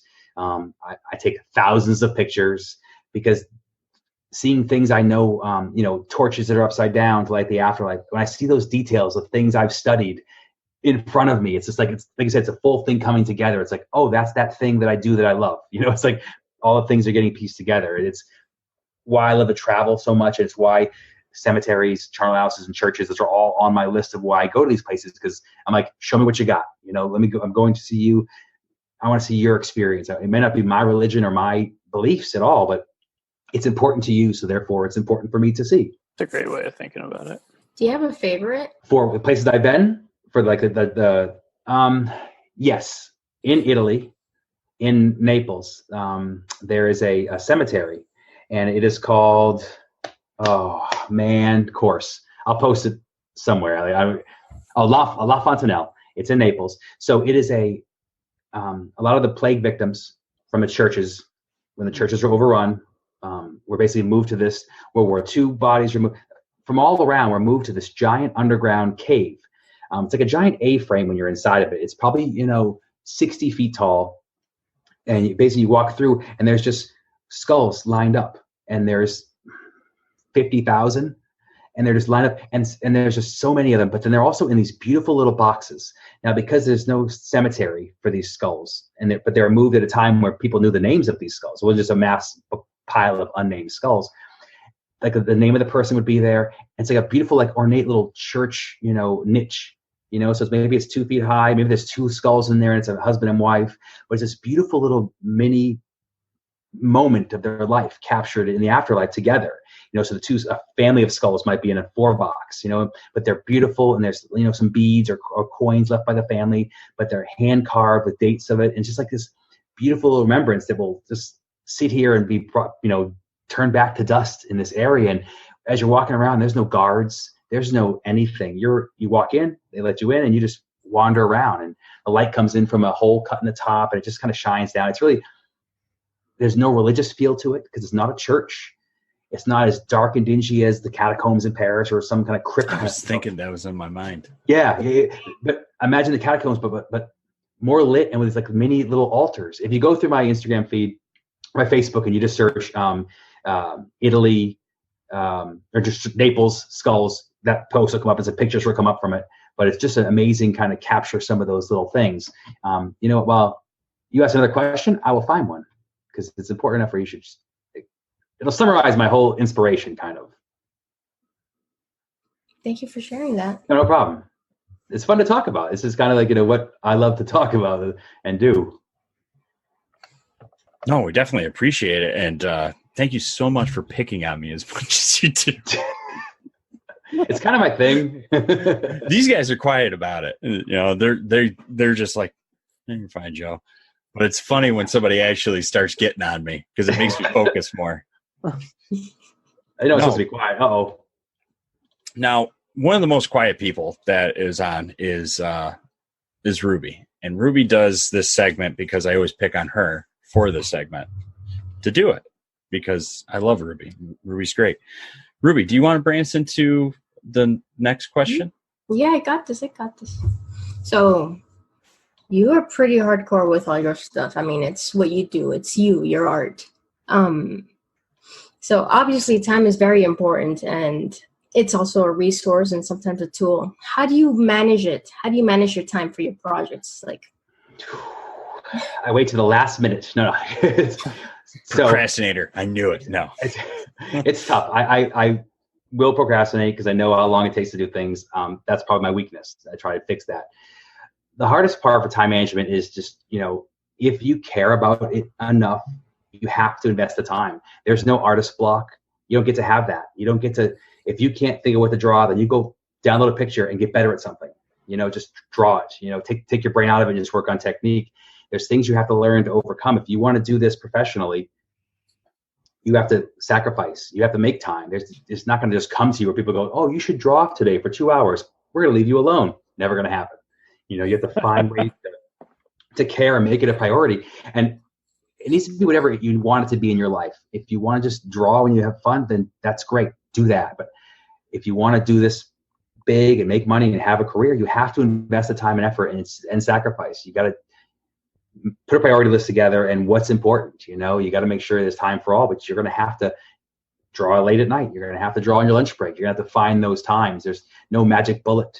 It's like, people ask, how'd you lose all that weight? You're like, when you start telling them all the work, they're like, I was looking for a pill. Okay, I'll ask somebody else. They don't want that. It just takes prioritizing and sacrifice. That's the ways that it is, and finding how much of your life and what that equals is personal to each person, but that's where it starts. Do you give yourself a certain amount of time for each piece? No, you just let it run naturally. I know how. The good thing about me is because with the enamel, the line work goes from right to left. When I'm here at the other side, it's done. Like I don't go back. I make sure it's good when I'm there. And when I'm finished at this side, that painting's finished. And now it's on to the next painting. And I'm very methodical in that way that when I'm painting. The work, because I've done all the legwork with the sketches and the research and the stories, this is the mechanical aspect. This is the, connect A to B, be creative, but in a zone, there's no like, maybe I'll draw a third arm over here. This has all been pre-flighted. This is what my brain's painting, and for me, that's the work. It's that work ethic of like, this is the time to paint. This is what you're here for. This is what you do. If I don't want to be in a cubicle, this is what I do. So get after it and stop crying. It's kind of, and I'm the same way. I get, I don't want to do stuff, and it happens. But learning to push through those moments, as you start when you're a beginning artist, is just keep working. You're frustrated. You don't get to be frustrated and take 2 weeks off if you don't want to draw. You can if you don't want to ever do more and it's just for you, that's fine. But if you want to push this out and be professional, you have to sacrifice and push through those times, learn that effort, talk to people. I know most artists are petrified to be out there and be live painting in front of people, and it is intimidating. But after you do it a few times, you realize that connection is so much more valuable than any kind of petty insecurities you might have. Balance them with what you get out of it. Learn to share, learn to gain strength from people talking to you and sharing what they love about what you're doing. What's more empowering than people telling you, I love what you do? You're not going to find a better feedback in your life than that. It's learning to make positive waves, through that kind of stuff. Do you give yourself, because you do it full time, do you say every day 8 to 10 hours is dedicated to work and painting? Or do you kind of say, I only have 4 hours today and maybe I have 16 hours tomorrow, or whatever it may be? Do you break it up that way? I'm less structured than I should be. I have looming deadlines. Example today, I knew I had to finish a sculpture so I could move on to the next one. So I knew it would take about 3 hours. That was what I planned to do. But that was just planned last night. It wasn't like I planned 2 weeks ago that I'd be sculpting for 3 hours. Mm-hmm. I don't paint as much in the studio as on the road. I'm probably 70% on the road painter, 30% in the studio. Just because at home I'm doing the business. I have licensing contracts and gathering images and regular contracts and royalties and basically corporate projects here and there. Those things and emails, getting back to people, shipping out orders. The day-to-day art is basically the biggest chunk. The non-attractive part of art career is basically the biggest chunk of my day. It's doing all that kind of stuff, and I'll waste 2 hours on the internet on a wild goose chase because I have some idea of a painting, and that's kind of, I don't plan for that. It just happens. My schedule is very liquid in that way at this point in my career, where I know Comic-Con's coming. I know I have to prepare 3 or 4 paintings. That's in my head, and that's all this week. Once I get this stuff done, as of Wednesday, that has to be what happens next. And that's kind of as structured as I get at this point in my career. I don't put the paint 5 hours, paint 10 hours, because that's a way that sucks life out of you sometimes. The good thing is having this all set up so I can sit down and start painting immediately. That's the biggest key to an artist I would recommend, is having a space that's yours that can stay set up so you can sit down and paint for an hour, 10 hours, or 5 minutes. Because when I didn't have that, setting up all my stuff would just kill my motivation. Just an hour of setting up all my paints and all my junk, I don't want to paint for that. I want to sit down sometimes, and just bang out something, or get up in the middle of the night because I want to finish something. You got to have a space that's yours to kind of be creative in. That's actually a tip that I don't think we've heard on the show yet, is having a dedicated space for art. It's not really something I would have necessarily thought of. But you're right. There are plenty of times when I've gone and only drew for 10 minutes because I was tired of setting everything up before I did it. Yeah. The jump in, when I built my wood shop for building frames, that was a huge moment because I used to drag it all to the driveway. And just dragging saws and wood, Jesus, it's just too much. I can jump in, hammer a couple nails, leave it set up there, leave it, having those spaces is the biggest tip I can give to staying engaged, because you can't leave it on the kitchen table. You can't reset up every time, everything around you. This way, it could be tiny. It could just be a desk, but at least your stuff can stay, your little easel can stay there when your motivation kicks. You don't have to, there's no barrier. Again, it's all about taking away excuses, things things to make yourself fail. You got to remove those things. If you know that you're hard setting up or you're a procrastinator, get rid of things that allow you to get out of it. Chris just commented, said he should do motivational speeches. I know, it's a sound motivational speeches for artists. Side jobs. When you do, speaking of, piqued a question in my mind. When you do travel to Comic-Cons and art conventions and expos, do you ever speak on panels? I haven't. We've kind of been an alternative artist. I've kind of flown outside the radar of a lot of that stuff. It's funny. We have some meetings and stuff with companies at Comic-Con that I'm excited to talk to. Mm-hmm. But the ego in me is like, why have you waited so long to talk to me? I've been here forever. We've kind of just been in our own world. I don't do group shows. I don't do, some of the design things for us kind of thing. So I'm kind of in my world. So unless you come into day-to-day world, you don't know, may probably not see my work. So for us, being on the outside, we're not involved in a lot of that kind of stuff. And by my own fault, I'm probably more distant from the art community of artists than I should be, just because you get in your own hole of, making this machine work. And I love this kind of interaction because I don't get to share this much, because this is all just stocked up inside of me, but not something I share often, because it's just not, I don't seek a lot of venues out to do that. So it's kind of one of those things where I'm like this, I would gladly, schools, and I love talking like that, and panels. Whoever asks, I do. It just hasn't been something I've done a ton of. From the panel side, schools, I've done a bunch, and that is so rewarding. I love being able to, shatter young minds early. It's just kind of a way that to involve that way. But panels, I think I've done an official panel ever. I really do think that in the future, maybe one will pop up that I think people and aspiring artists would really get a lot out of hearing some of these stories and this and that shared, live in that setting. Oh, wow. Yeah. What have I done?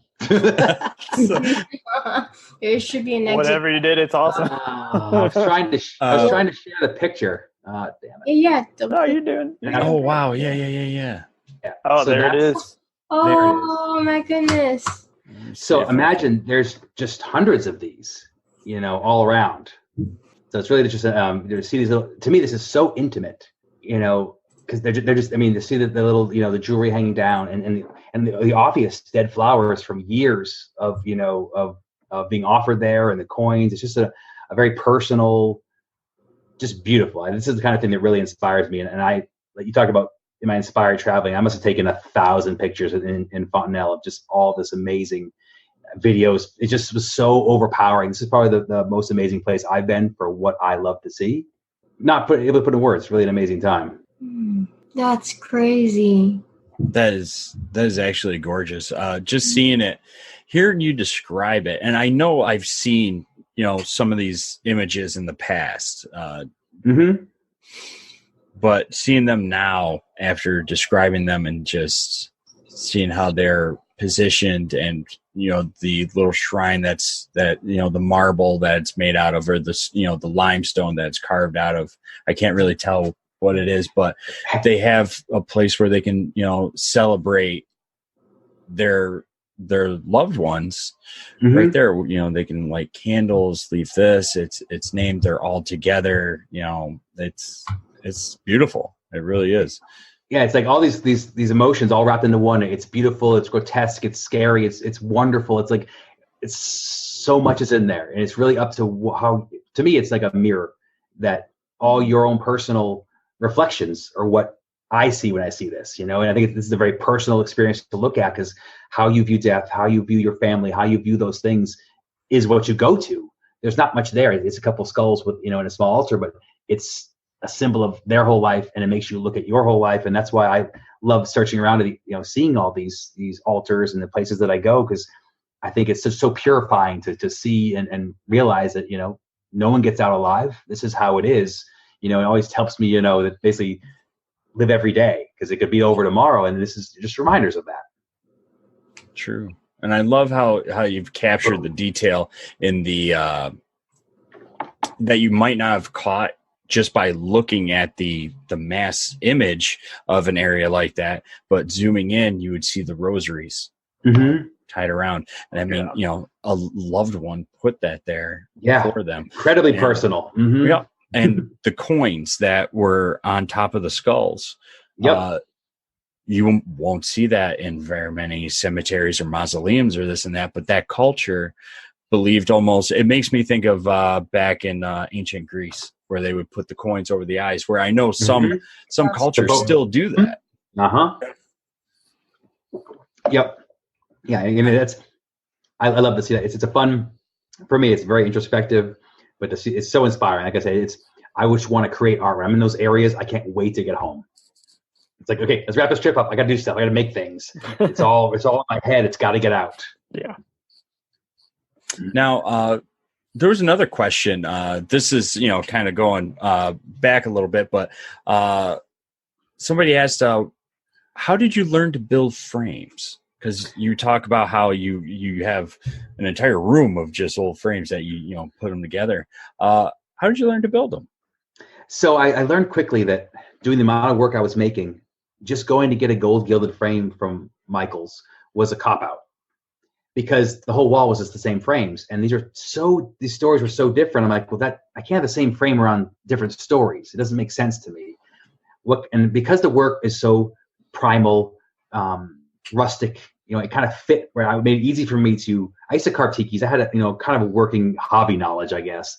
And I said, okay, I want to capture that feeling of the painting and can I make my own frames? And they were very simple in the beginning, just kind of stained and small trinkets. And as I started to get better and better and at relaying the message from the paintings, it became more exciting to me. It's almost like the painting is one part of it, but when it's done, we're not done yet. The second part is telling the story, finishing the story with the frame. And I just basically kind of built and spent time learning. And I spent some time with some crafters of Mexican furniture, the rustic antiquing they did, and just and everything from traditional special effects guys. I mean, I've kind of dabbled in everything from faux metal to all these different little skills and tested out and just played with them and kind of made these little frames and they got bigger and bigger. And over the years, it's become where I don't frame anything anymore. I don't buy any frames. I use the vintage rustic. The rustic ones, reclaimed ones for the small stuff, but all the big stuff's made custom for the pieces, and it becomes a secondary art project almost, where I don't carve tikis anymore, but this fills that woodworking gap, that I used to do. So just trial and error and kind of learning what supplies, and I always think of myself, that's like the Disney part of my job. Like the Imagineer, if you were waiting for your lever action, if you were at the waiting line for the lever action ride, what would the outside look like? What kind of props would be there? And that's kind of, to me, where my mind goes when I'm building a frame for a piece. Like, what would the waiting line look like for this ride? That's pretty cool. Mm-hmm. It reminds me of something I wanted to do with one of Brian Monkis's pieces with basically the arms are made out of like knives or whatever. So I wanted the frame to be a bunch of rusted knives kind of all welded together. Well, that's the benefit of that kind of cool art, that you could do that. Like with my stuff being skeletons, no one's going to go, oh, that frame is just over the top. You've ruined it. It's too, because the artwork itself is so bold. If you like the artwork, the frame's only going to enhance that. I mean, there's only certain artworks that can do that. Like the knives is exactly what that piece needs. If you like the piece that's in there, the knives only make it better. And that's kind of what I look at it. It's like that just enhances what's there. The frame shouldn't just be something that protects it. It should be part of the story. It's touching it. It touches it. It touches the painting its whole life. It's inherently part of it. It should be more than just something you went, I'll take 2 of those, 4 of those, 3 of the gold ones. It should be more thought into it. Yeah. Well, even like when you go down to like the Fisherman's Wharf in San Diego, a lot of the artwork is framed by like life-saving buoys or, the old school anchor chains or something like that. So like you said, it's kind of cool because you start diving into the art before you even can get close enough to see it because you see the frame.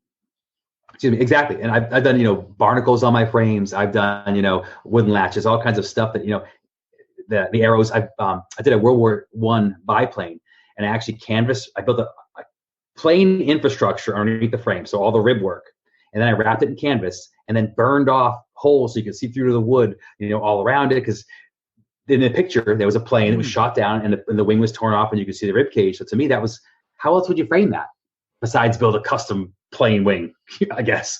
But those kind of journeys was as exciting as the painting itself. And to me, it's like, let me show you what I was thinking. And not having that frame on there is the closest I can get to the image that was in my head that made me want to paint this to begin with.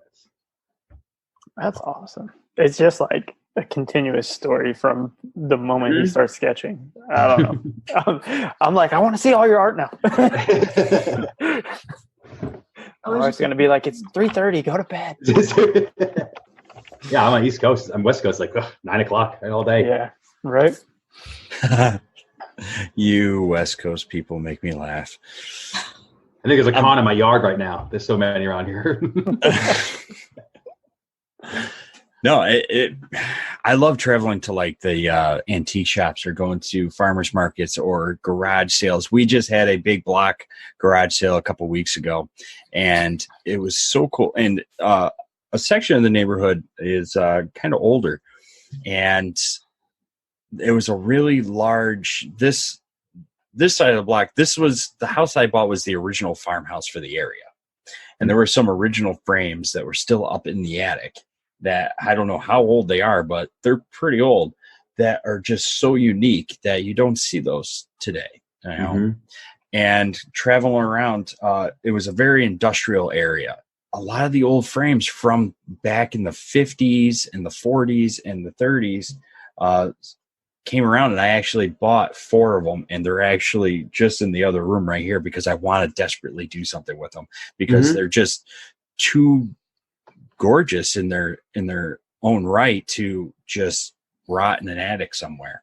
I completely agree. And I've been the small vintage ones. I hoard those for years. I'm like, I'll paint them later. I'll figure it out, but I can't let it go by. I can't let it just die here, on the vine. It's just too nice a piece. Some craftsman spent time. It deserves to be saved, repurposed. Yeah, absolutely. It's amazing what you do too.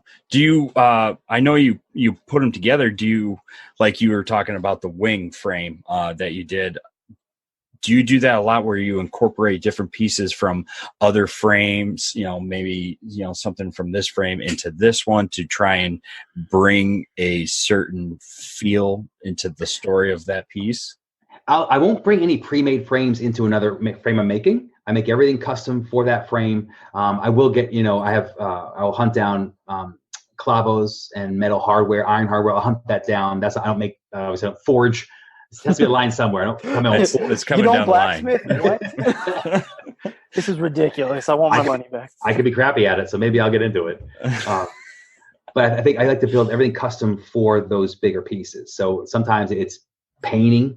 Like I did a car piece years ago, and I painted all the logos like it was on the back of a speedway. They have all the logos on the wooden, wall or on the outside. Well, I painted all the logos, and then I sanded it all down. And maybe you saw like shadows of logos or bits and pieces, but the wood looked exactly in my mind how, a labeled race wood wall would look, 60 years after the racetrack closed. Sometimes it's just layers of age. I use new wood that I'll age. I use reclaimed wood if I have to get some of that beautiful, veining and wormholes that you can't fake, So it depends what the piece is with what kind of technique I use, but it's always built from scratch.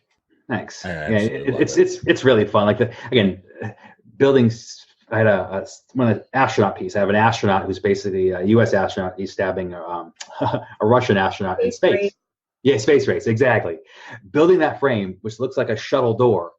I mean, I had people ask me, like, where did you, like, is there like a clearance place you can get aircraft parts? I'm like, they don't sell shuttle doors to people. This is I built this, but that's fun to me. Like, if I had to build this with my supplies, I mean, I have Home Depot. I don't have any special aircraft outlet, so it's kind of building those moments and capturing that to me where someone goes, wow, like that's the wow moment that, just goes hand in hand with the painting. If you like skulls, then a weird, crazy frame around, it's only going to make it feel better for you. Yeah, absolutely.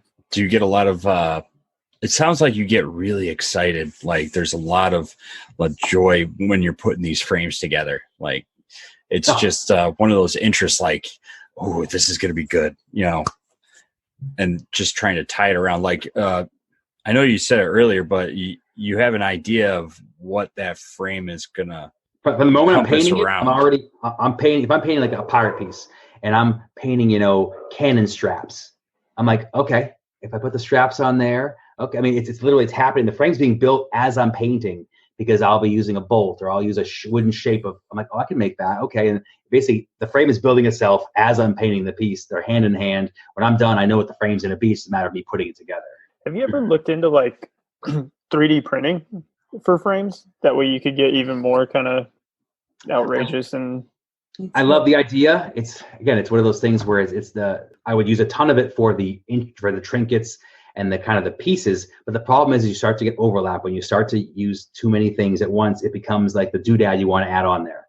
It's like, if I learn to weld, my next 20 frames would be metal, so you got to make sure that you kind of dabble in bits and pieces. Right. I think tons of applications for me for 3D printing, but it's just a matter of, I can only do so much. I can only get to so many things. I need things I can count on lasting forever, museum quality, archival quality. And some of these things would need to be cast in resin for me to have that confidence that they would stay the same and not potato chip 10 years from now. Right. So it's kind of, it's do what I know will last, but always keep an ear open, and I'm always open to new technologies and I've kind of learned to cast my own stuff and do my own molds, and from the same kind of YouTube videos. Okay, well, let me try that. That didn't work. Let me try it again. And kind of learning those techniques, because I like to mix it up, and trial and error is how you figure those things out. Like we said, you got to be crappy at stuff. Right. Well, you said you're not a blacksmith, but you never know. 20 years from now, they might have a metal 3D printer. Seriously, guys, they already do. There's a bike company that actually casts titanium parts 3D printed, custom to your specs. So it's already happening. Kidding. With titanium. Mm-hmm. Wow. Yeah, it's great. Rachel Atherton, her Atherton bikes, they basically. Yeah. Yeah. That's right. Yeah, so your tube sets are all standard, but you can actually decide what your angle is, and they just print it out, and there you go, and bolt it on. Yep. That's the first I've heard of this. Yeah, it's the whole new world, man. Well, her bikes just came out as well. Yeah, exactly. This is weeks old. Yeah. Oh, all right. I'll have to check those out. So you seem to really get around a lot, and you seem to know a lot of things. One question that we like to ask everyone towards the end is, what have you learned throughout all your research for your projects that's just random, out of the blue, or interesting that you would like to share? I learned that this guy will not share screen time. He's so excited, though. Yeah. Hey, come here. Come on up again. So, say hi. There you go. I know. He's like, why are you still in here? That name. I know. I thought about your question before, and while I have simple facts that I've learned, I think the facts that have been most amazing to me have been the stories people have shared about the art with me that I didn't know. It's the tidbits, the facts that I thought I researched, but the facts were released to me after the painting was finished. I did this one painting of a Spitfire pilot, and I was showing it, and this guy came over, and he's like, I lived in London. I was 7 years old when a Spitfire at the Battle of Britain, a Spitfire pilot crashed in my neighborhood. My dad and I ran over there, and I watched them try and pull him out while the fire was burning all around them, and they couldn't get him out. And at 9 years old, I watched this British pilot perish in front of me. And it was very emotional, but he was saying how much it meant to him these pilots aren't forgotten.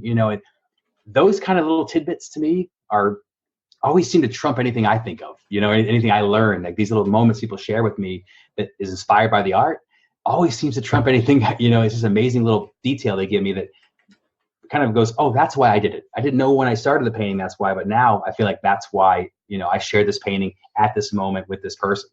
That's kind of the random facts. That's kind of the bits and pieces I didn't know were going to happen. That's kind of, to me, what the most amazing little bits and pieces are. A little different than your normal random facts, but that's kind of, to me, what I look for and hope to find. Great. I love your interpretation of random fact. That's perfect, but wow. That's really interesting. To that. Yeah, I didn't, again, it's one of those, you don't know going into art that would be things you'd get. They're not like, no teacher said, hey, when you're painting art, people are going to share the life story with you about what you're painting. Like, they don't tell you that part. Yeah. It's actually really interesting. My dad's from England, and his favorite teacher in the world was a former Spitfire pilot. So I'm going to have to check out that piece, because that might be his birthday's in July. So we're going to have to check that out. Well, and I always tell the funny story. The flip side to that conversation is I was painting a BF-109 from a famous fighter ace from Germany. So I'm painting this piece, and it's and this woman comes running from behind me, and she's going, Germany, Germany. And she's like 4 feet high. She's 126 years old.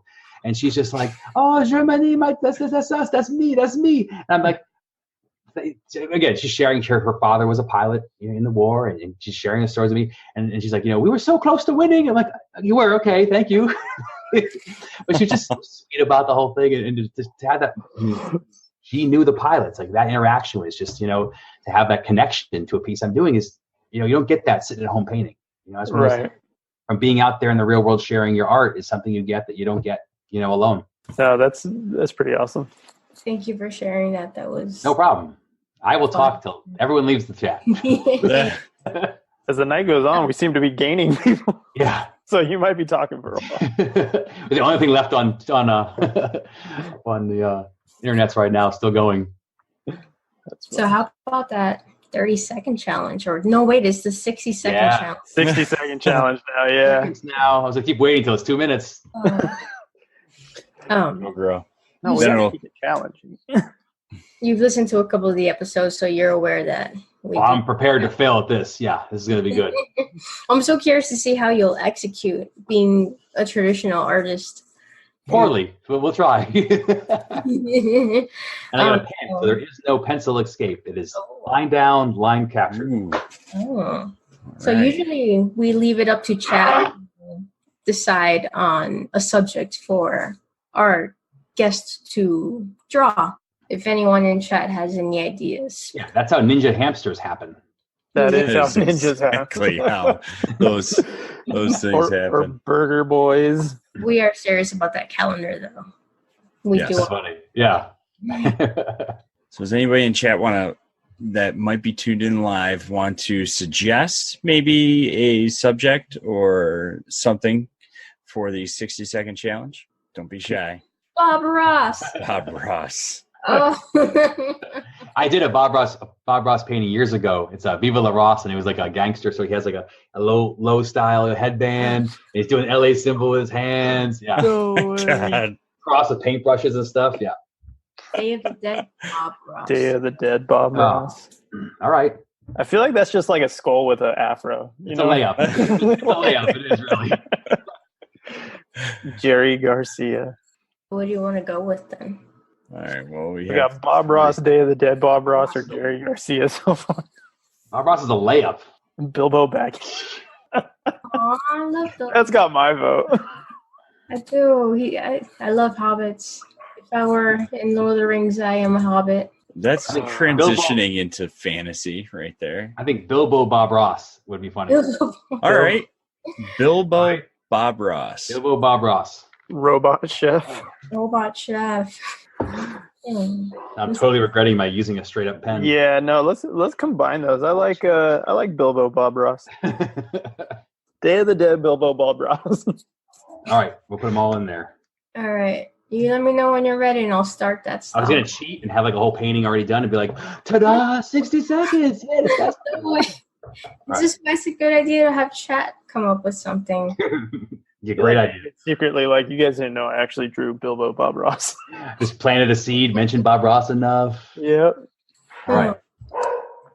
All right. Count me in. I'll just start cheating. Okay, I'm going to give you a countdown, okay? I'll say 3, 2, 1, and then I'll tell you to start, and then you start when I say start. Crap. All right. Yep. You ready? I'm ready. 3, 2, 1, start. Cue the Jeopardy music. Yeah, this is feeling very stressed out. They gave me a 30-second count in too, so I know what's going on. Yeah, I'll let you know. I do like that we extended it to a minute. I feel like that gives them a little bit more time, but it's still challenging. I feel like we need all the past guests back on just in case. Right. I don't want to see what Clinton does in a minute. That'll be a finished painting. Get something again from each of them. A minute long. Bird. Already. Nope. Oh, already. Oh, jeez. 20 seconds left. Man. 49. 10 seconds left. 9, 8, 7, 6, 5. This was so 4, short. 3, 2, 1. Pens down. Man, that was tough. All right. Oh my goodness. That's awesome. That was like the fastest 60 seconds ever. That is terrible. But it's so cute. That's raw right there. There you go. Raw Ross. So I love that. Bilbo Bob.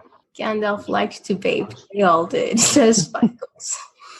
Yes. I definitely cheated and added up 2 mountains behind him. It's okay. We cheated. Oh, I love it. Our happy mountains. Exactly. The happy mountain over here. That's in play the Misty Mountain song when we share it on Twitter. Very short. It is very short. I don't know. What was 30 seconds? Jeez. You shall not smoke, says Chris. They're picking on me. I seem to be the target tonight. I like his shoes. His shoes give him the Hobbit vibe for sure. That's awesome. And one thing that we're doing, you might have heard if you listen to past episodes, at the end of the year, towards the end of the year, we're going to collect all the 30-second/60-second challenges, and we're going to put them into a calendar.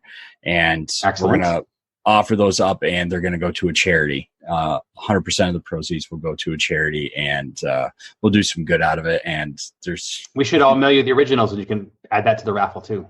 Oh, that would be fantastic. Man. Let's do that. For those who did it traditionally, heck yeah. There's quite a few that did, so that would still work. I want to get in on it one day. We'll have to do it at the end of the year or something. Have a host 60-second challenge. Oh, lucky us. Don't try and back out, Joe, because I know you can draw.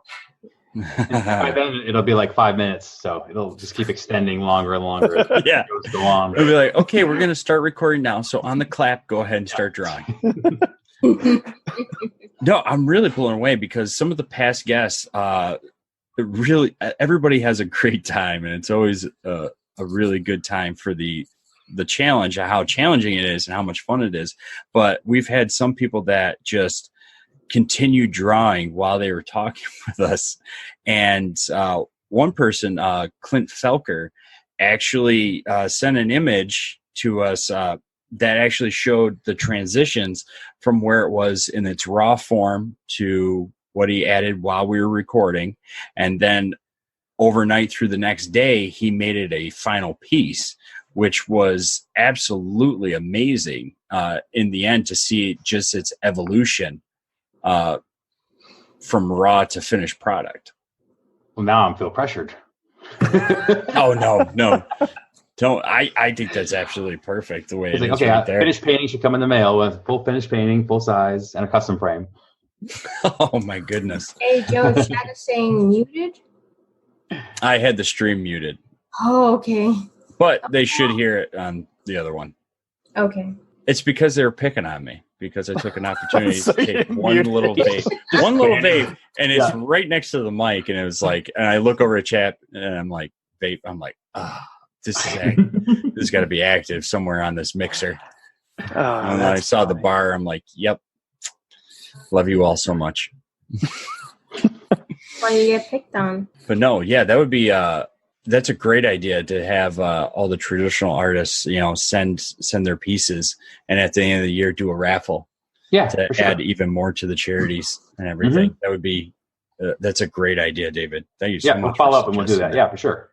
Awesome. Maybe we should actually let other artists know ahead of time whenever we're doing these episodes. Like, hey, if you do this traditionally, you can donate this and we'll raffle it. So they know ahead of time, and if they want to do it, they'll do it. They'll do it. You don't give a chance. You give a choice. You're coming on. This is your fee. We're going to talk about you for 2.5 hours. The least you can do is give us a 60-second drawing, you bastards. Oh, that's what you tell them. So Kevin and Chaz saying he is he's still interested in having you design his band's album cover. You're literally his favorite artist. Well, I appreciate that, Kevin. Yeah, I appreciate all you years, Kevin. You might be with a different band by the time it rolls around, but how's your solo career? Is that on the horizon? Because we can plan for that. But that's awesome. I appreciate that, Kevin. That means a lot. Again, it's always amazing. I think that's why you talk about being able to hear those interactions. This is the time we live in where we can talk to people that we are interested in. It's just really a fortunate way for us to be able to get that feedback as an artist. It's like, what more do you want? You want to work today? It's too tough for you to draw. Well, someone cares about what you're doing, so get out there and draw. It's got to be incredibly rewarding for every artist to hear those sort of interactions, and it's got to be a great motivator as well. Mm-hmm. It's like the best pressure you could have. It's like people. My little tiny little voice, my tiny little block. People care what's going on in my head. These little weird drawings I'm making. Somebody cares about. It's what's better than that? You just didn't get better. Yeah. All right. Well, thank you again so much for doing the 60-second challenge. That Bilbo Bob Ross came out amazing. closing remarks or questions. One question that Ruby came up with a while back was, and I love this question too, but when you're not live, at a convention or, painting live, and you're in your studio, what do you listen to? Do you listen to music or audiobooks while you're painting, or do you like the silence? Like, what sort of atmosphere do you like? Can't do silence because the voices in my head would make me crazy. I'm definitely, and same with audiobooks. I can't listen to one person tell a story. It's weird. I have it freaks me out. For me, the most common thing, unfortunately, is like the same 5 movies. So if you walk into my studio, the chances of one of these movies playing is about 90%, which would be Alien, Aliens 2, or Aliens. The Thing. So much.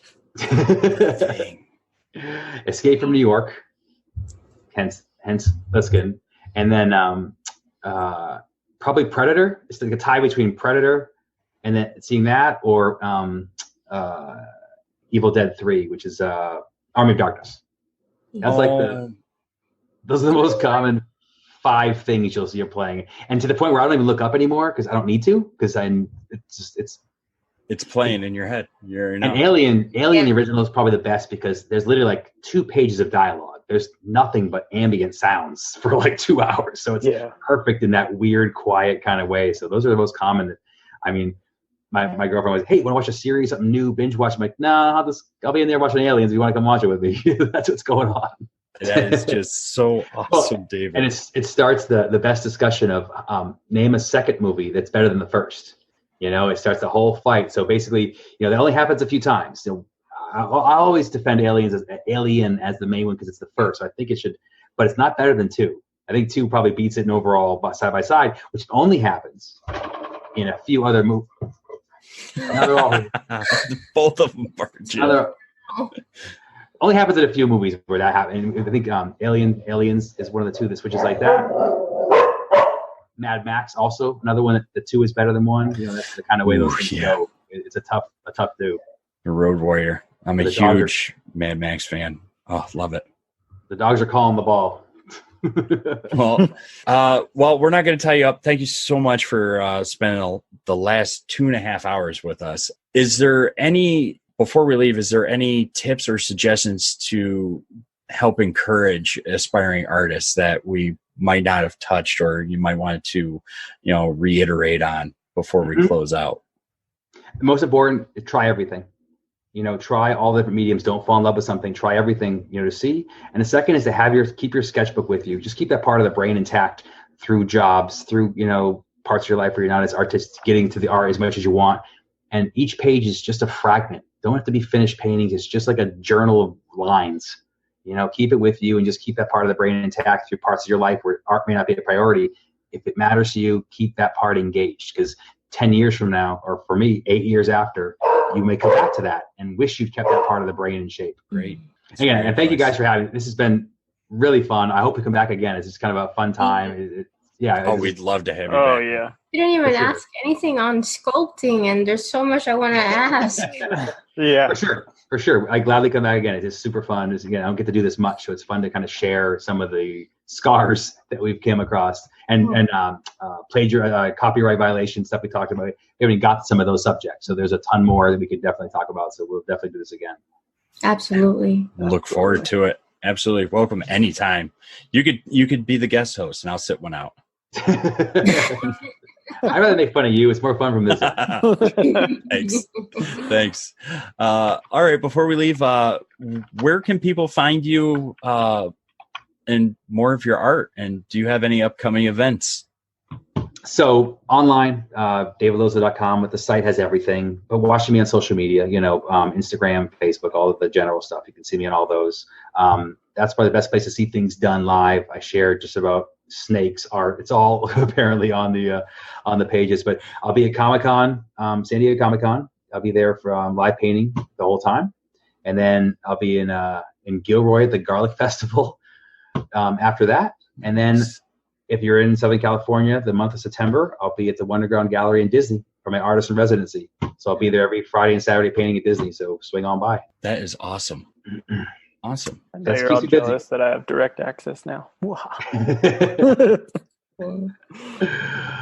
I'm like an hour from Disneyland, so it's easy. Oh, there you go. Tyler will be there. Expect to see you there then. Awesome. Well, thank you guys. This has been really fun. Thank you again. All right. And everybody, thank you for tuning in and listening to Pixels After Dark. We'll see you next time. Good night, everyone. Dogs say good night too.